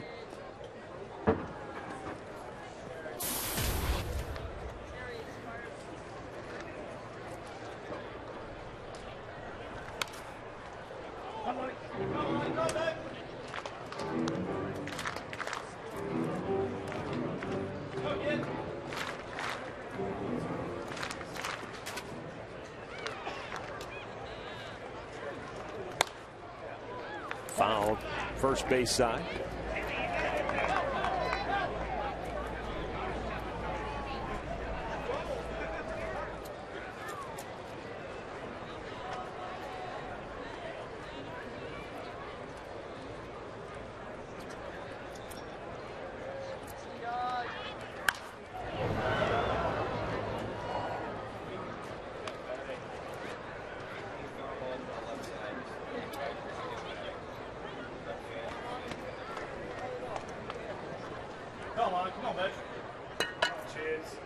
Lonnie Chisenhall awaiting a 1-2 pitch now from Casey Coleman. And he shoots it left side, but foul and into the seats, and a nice grab. The guy with the glove always comes out on top in that battle. All right, still paying attention, makes a nice grab, gets some high fives around in the section that he is sitting. Look at him standing up. Somebody tried to block him out. To no avail. He goes home with a souvenir. In the dirt, 2-2.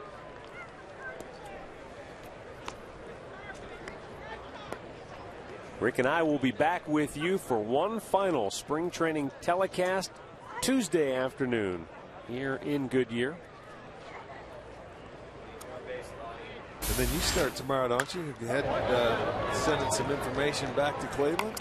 Yeah, we'll have spring training our second edition of Spring Training Daily beginning tomorrow night, all next week on Sports Time Ohio. We'll have all the latest news and the final position battles, the final spot in the starting rotation.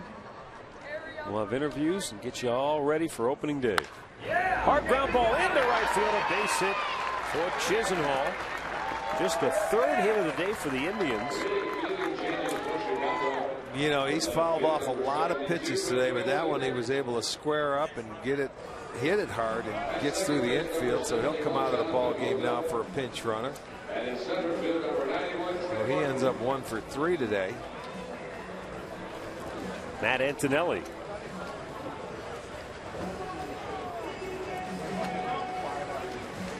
Running at first now.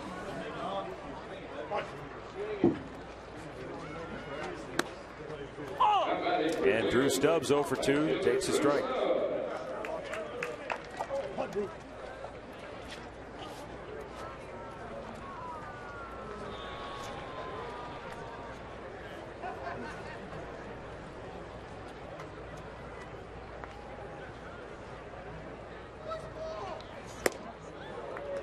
Big swing and a miss. 2-1 to count. First baseman Cleveland, number 89, Matt Antonelli.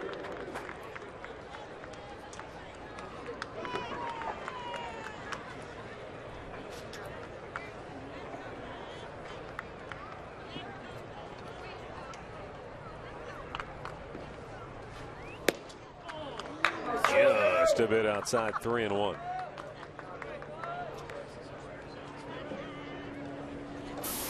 By the way, that programming reminder, Spring Training Daily, beginning tomorrow night, all next week, will air at 9:30 Eastern Time. In the dirt. I guess that was ball 3. I think we were ahead of ourselves on the scoreboard. 2-2 or 3-1?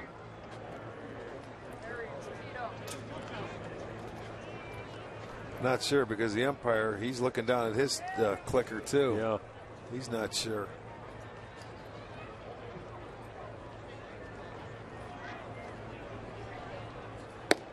Full count.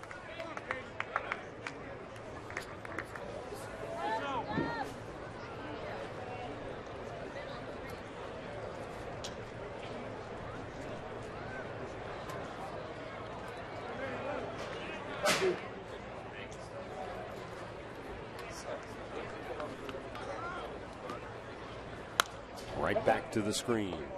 Go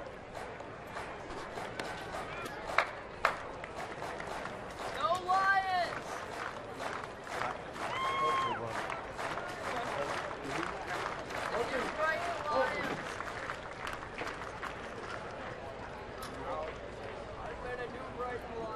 Again, the payoff. It's up high, ball 4. And now the Indians have 2 on with 1 out. And Ezekiel Carrera will get his first AB of the game.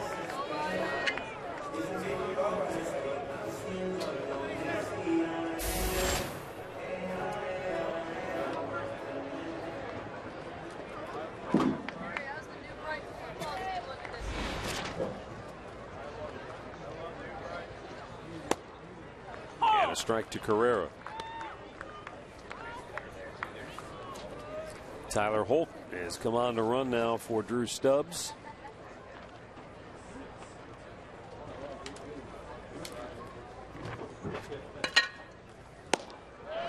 And the count 0-2 on Carrera. Is running first base for Cleveland, number 86, Tyler Holt. Carrera, who is out of options, is one of those guys that vying for a spot on the club, but might be the odd man out. And if so,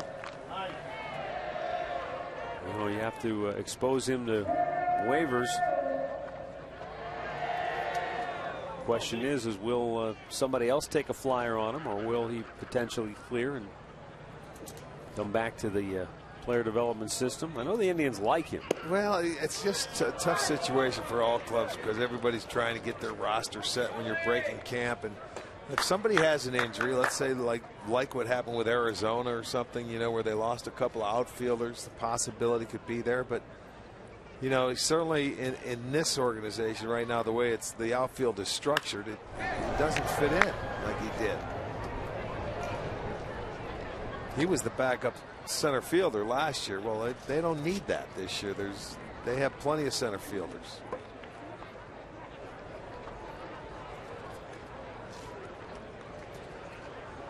And you also like him for his speed, so maybe he can come off the bench or pinch run it. But the Indians have much better speed in their lineup.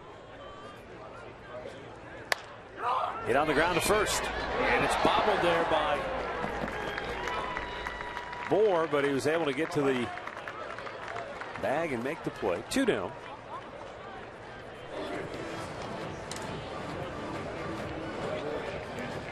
Looks like Dale Swaim going to go make a move. Well, he had action in the bullpen. Well, it's time for him to check his matchups out. Second and third, he's got the luxury. You got a good right-handed hitter with Aviles coming up. So we've got a timeout with the Indians threatening here in the 8th, down 4-0.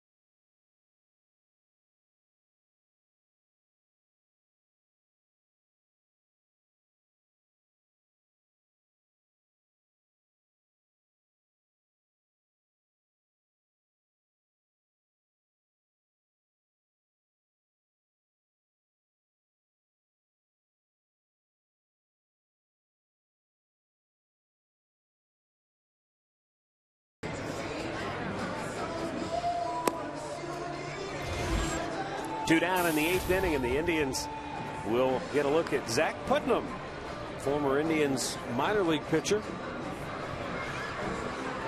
Zach was a 5th-round pick of the Indians back in 08, but he was eventually dealt to Colorado last year for Kevin Slowey.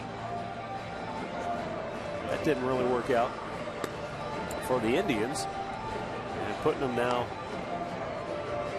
has an opportunity with the Chicago Cubs.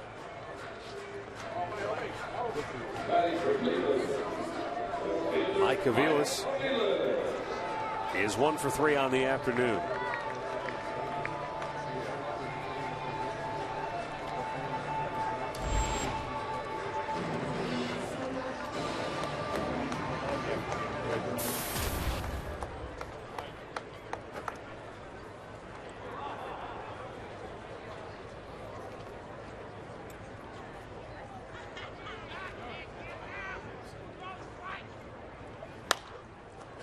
Back into the seats.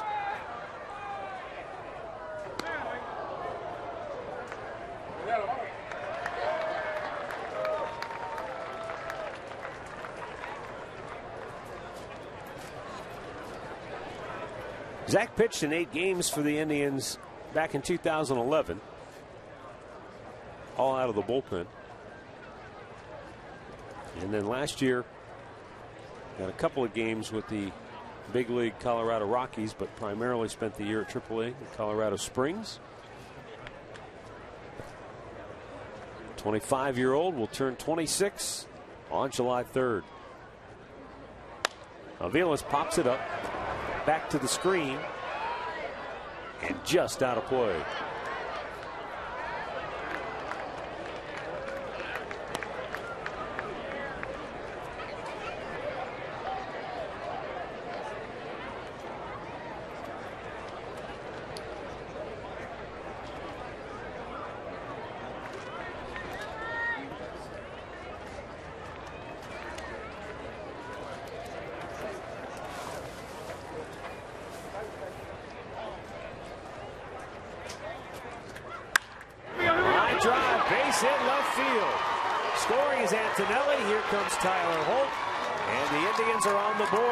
Aviles delivers a 2-out, 2-run single to cut the lead to 4-2. Yeah, 2-strike single as well, and looked like he hung him a breaking ball there, and Aviles took advantage of it at a line drive. Was that an 0-2 pitch, I believe? Yeah, that was not a good one. Look at that slider, middle of the plate after he had an 0-2 count over the head of the shortstop. Gonzalez and gets into left field. So the Indians are on the board. They score a pair. Those 2 runs will be charged to Casey Coleman. And that closes the book on the right-hander. Zach Putnam now delivers. And Ryan Rayburn lifts one down the line right field. Look out, tough area. And he makes the catch, does Hairston. And the inning is over. 8 complete. Cubs 4, Indians 2.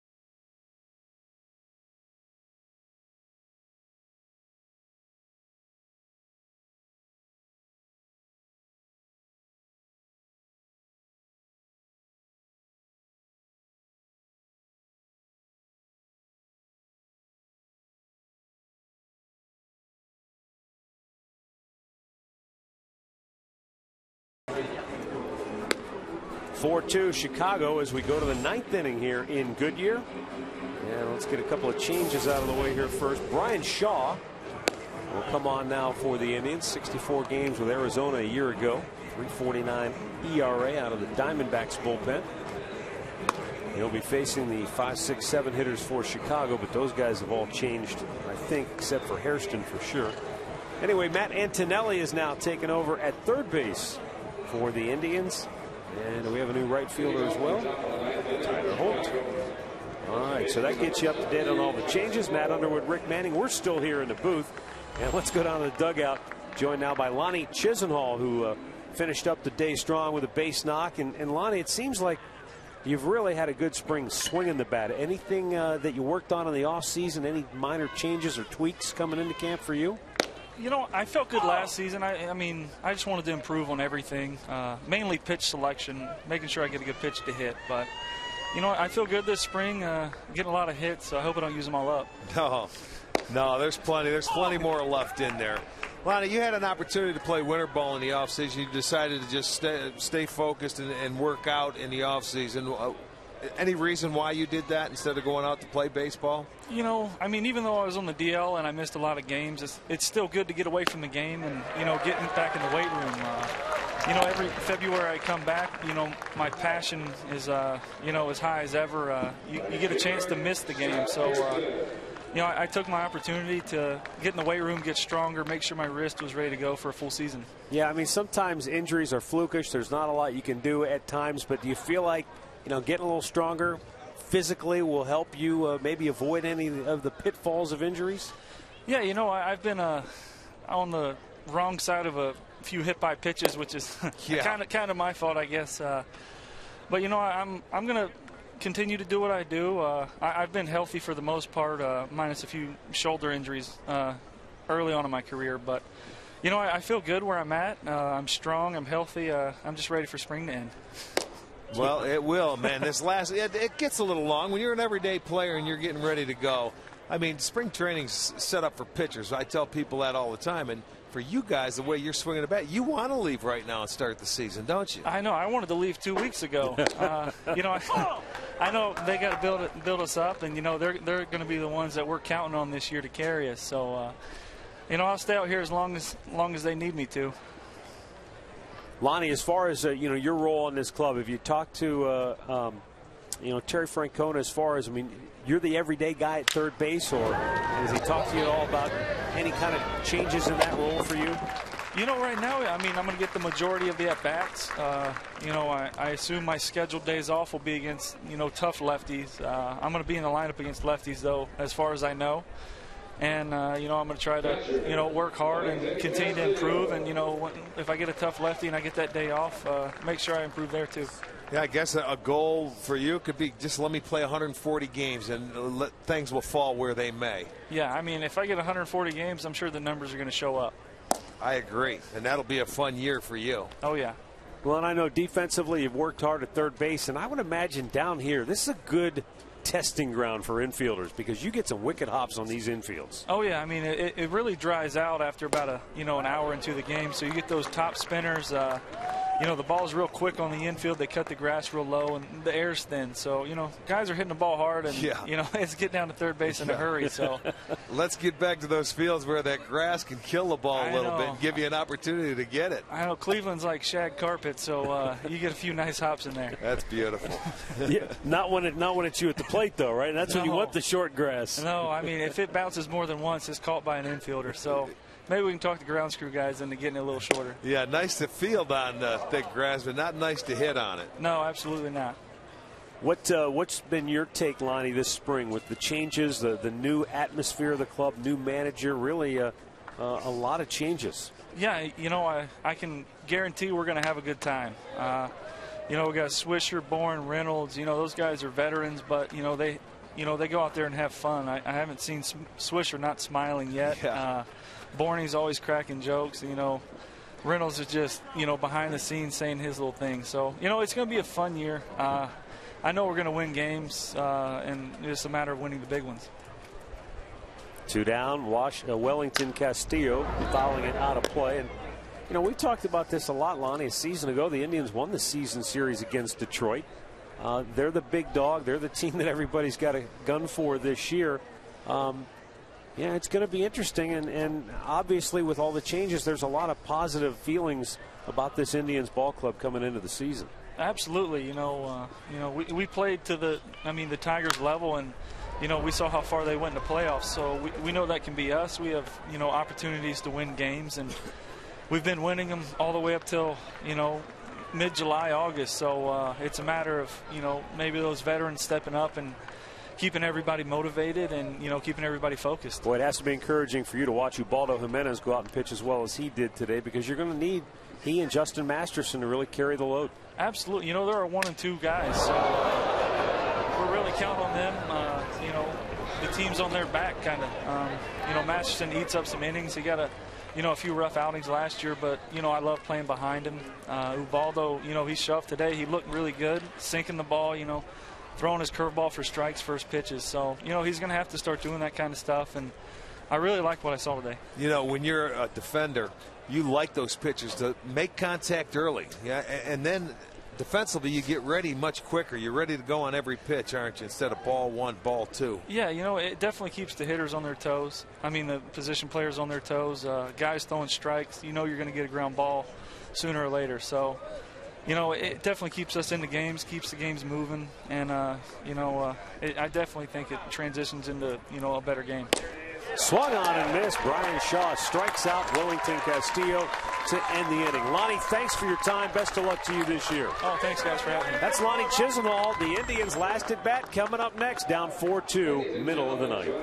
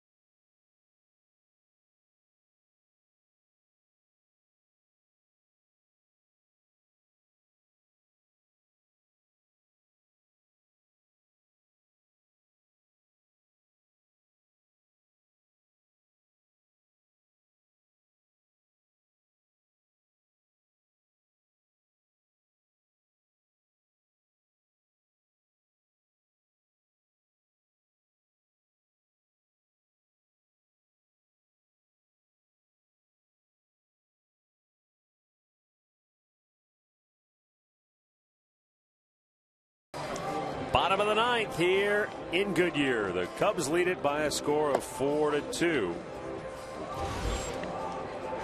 And former Indians pitcher Jensen Lewis will try to close this one out for Chicago. Last year he spent the year at AAA.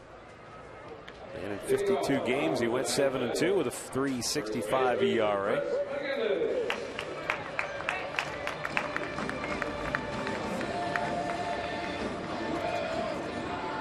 Jensen will be facing Chris McGinnis.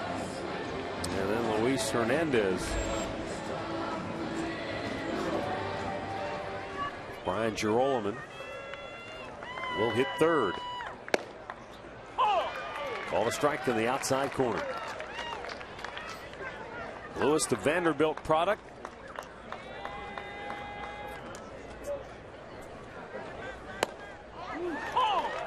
Paints the outside corner.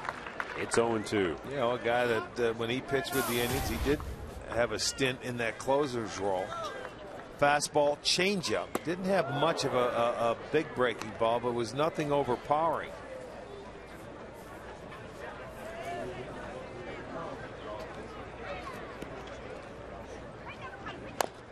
McGinnis got a piece. And it's 1-2.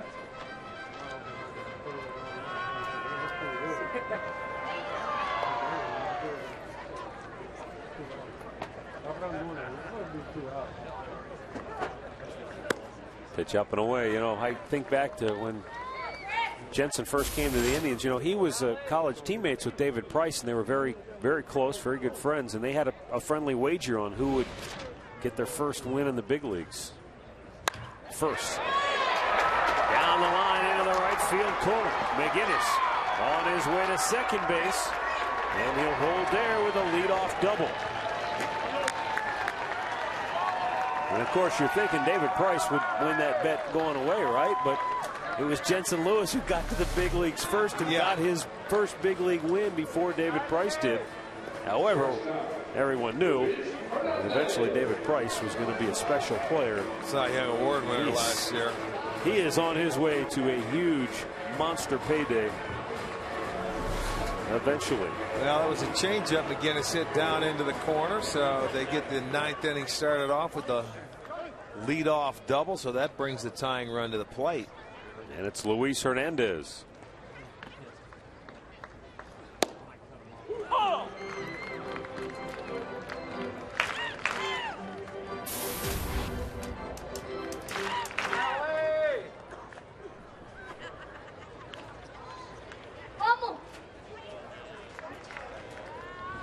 Up and away, 1 ball, 1 strike. Brian Girolman waiting on deck.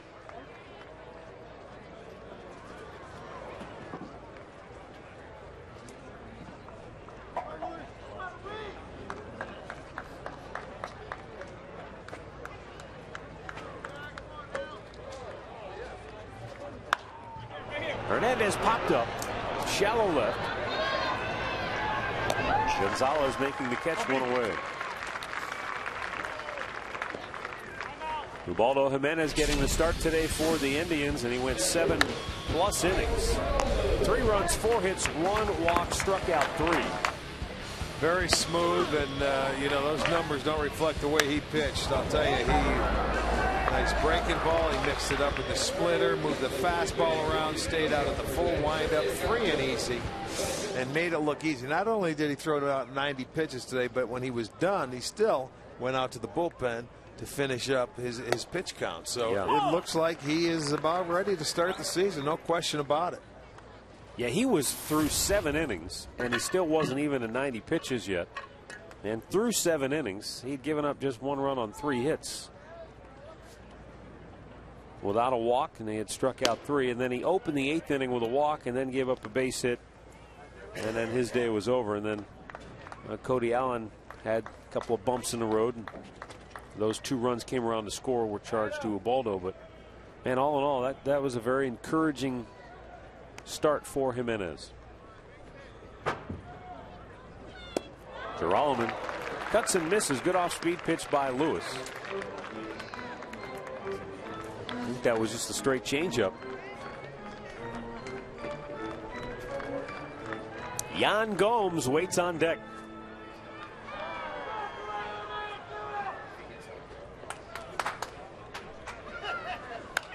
Back out of play. There's Yan Gomes, who bothered a little bit this spring with a hamstring problem.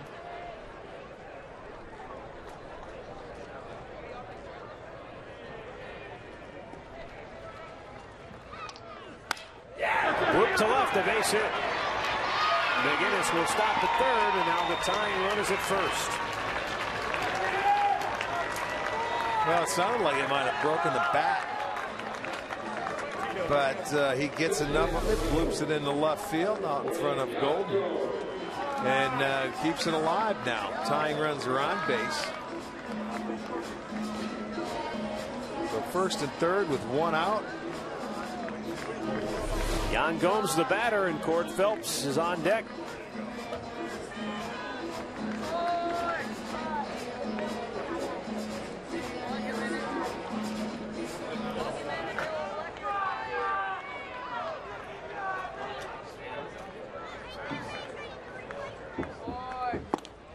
Pitch is down low for ball one. Yan Gomes, a native of Brazil.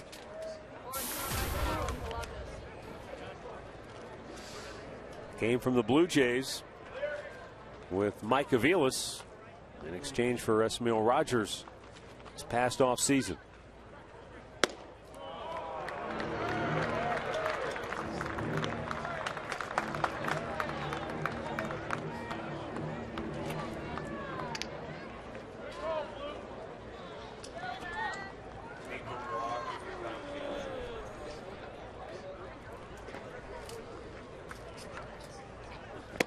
Swung on and missed. Pumped it by him, 2-1.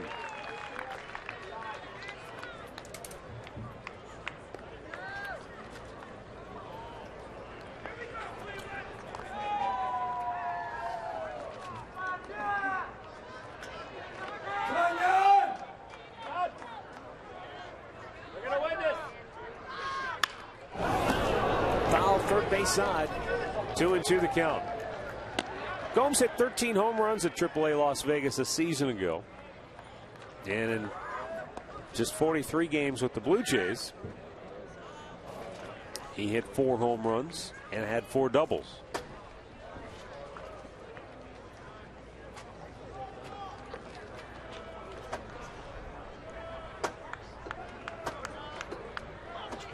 And that's a chopper foul.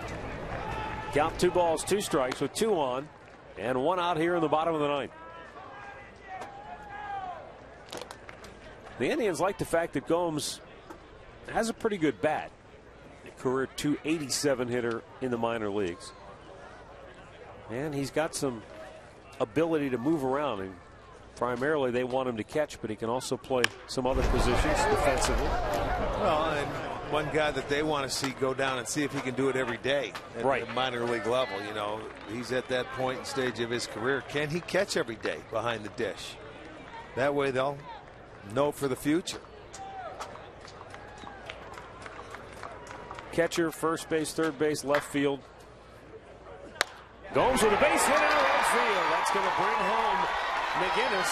It's a 1-run game. The tying run is at second. A winning run is now at first. So back-to-back base hits here in the bottom of the 9th. As the Indians close the gap now, and Jensen Lewis is in the soup.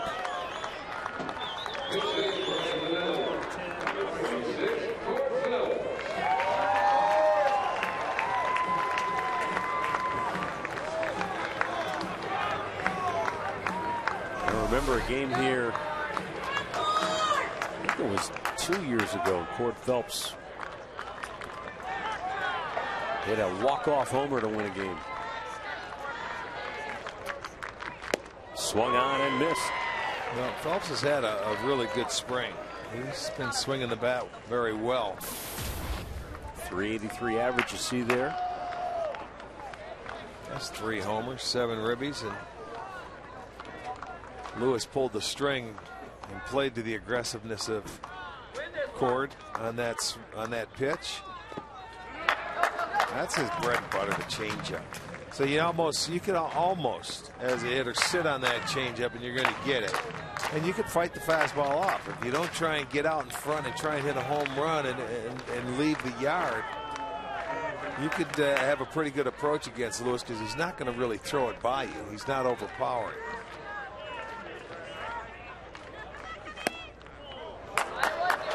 Close pitch. Call the ball. It's 2-1.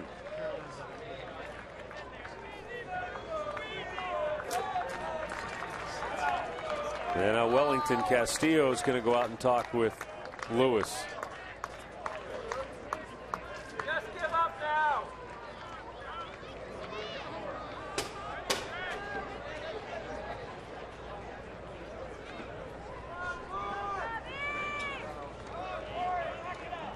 Give us a home run. Well, as Lewis has labored here in the bottom of the ninth, Dale Swaim has activity in his bullpen. But for now, it's on Lewis. 2-1 pitch. Swung on and missed. He pulled the string nicely. Well, and you knew, at least I knew he was going to throw a change up there. 2-1 count. And again, Cord Phelps just fooled by it a little bit out in front. How often do you see a pitcher wearing #1? Not very. Have you ever? I don't. I think Toronto was the only team we saw a #7 there. Phelps strikes out, 2 down.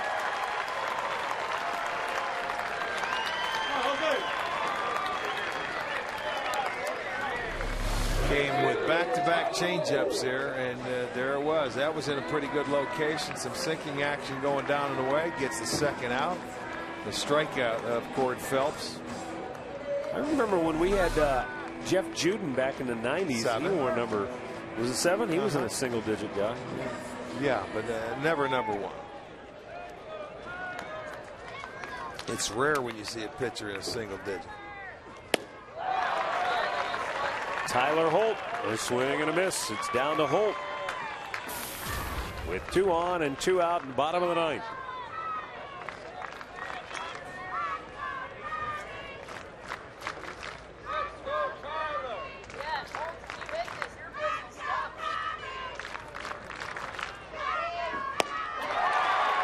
Swung on and missed. It's 0-2.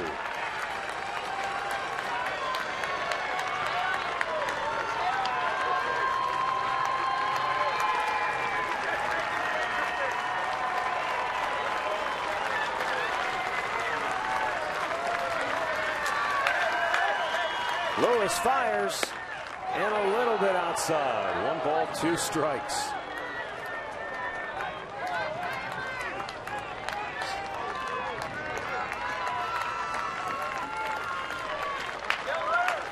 Ryan Girolamo, the tying run at second base.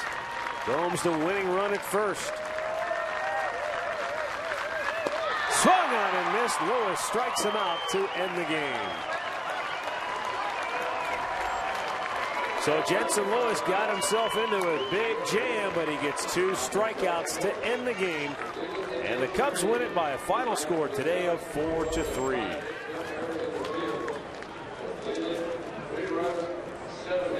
So for the Indians this afternoon, the good news for Terry Francona is that Ubaldo Jimenez pitched very well. He went 7+, but really threw the ball well, and at one point had retired 11 straight Cubs hitters before a leadoff walk in the 8th inning. It's rare to see a starting pitcher pitch into the 8th inning in a spring training game. It really is, but you can tell we're getting down to the final numbers. But, you know, you have to get your work in, you have to get your pitch count, and he was so good today that, you know, he was able to work that deep, and it was very nice to see.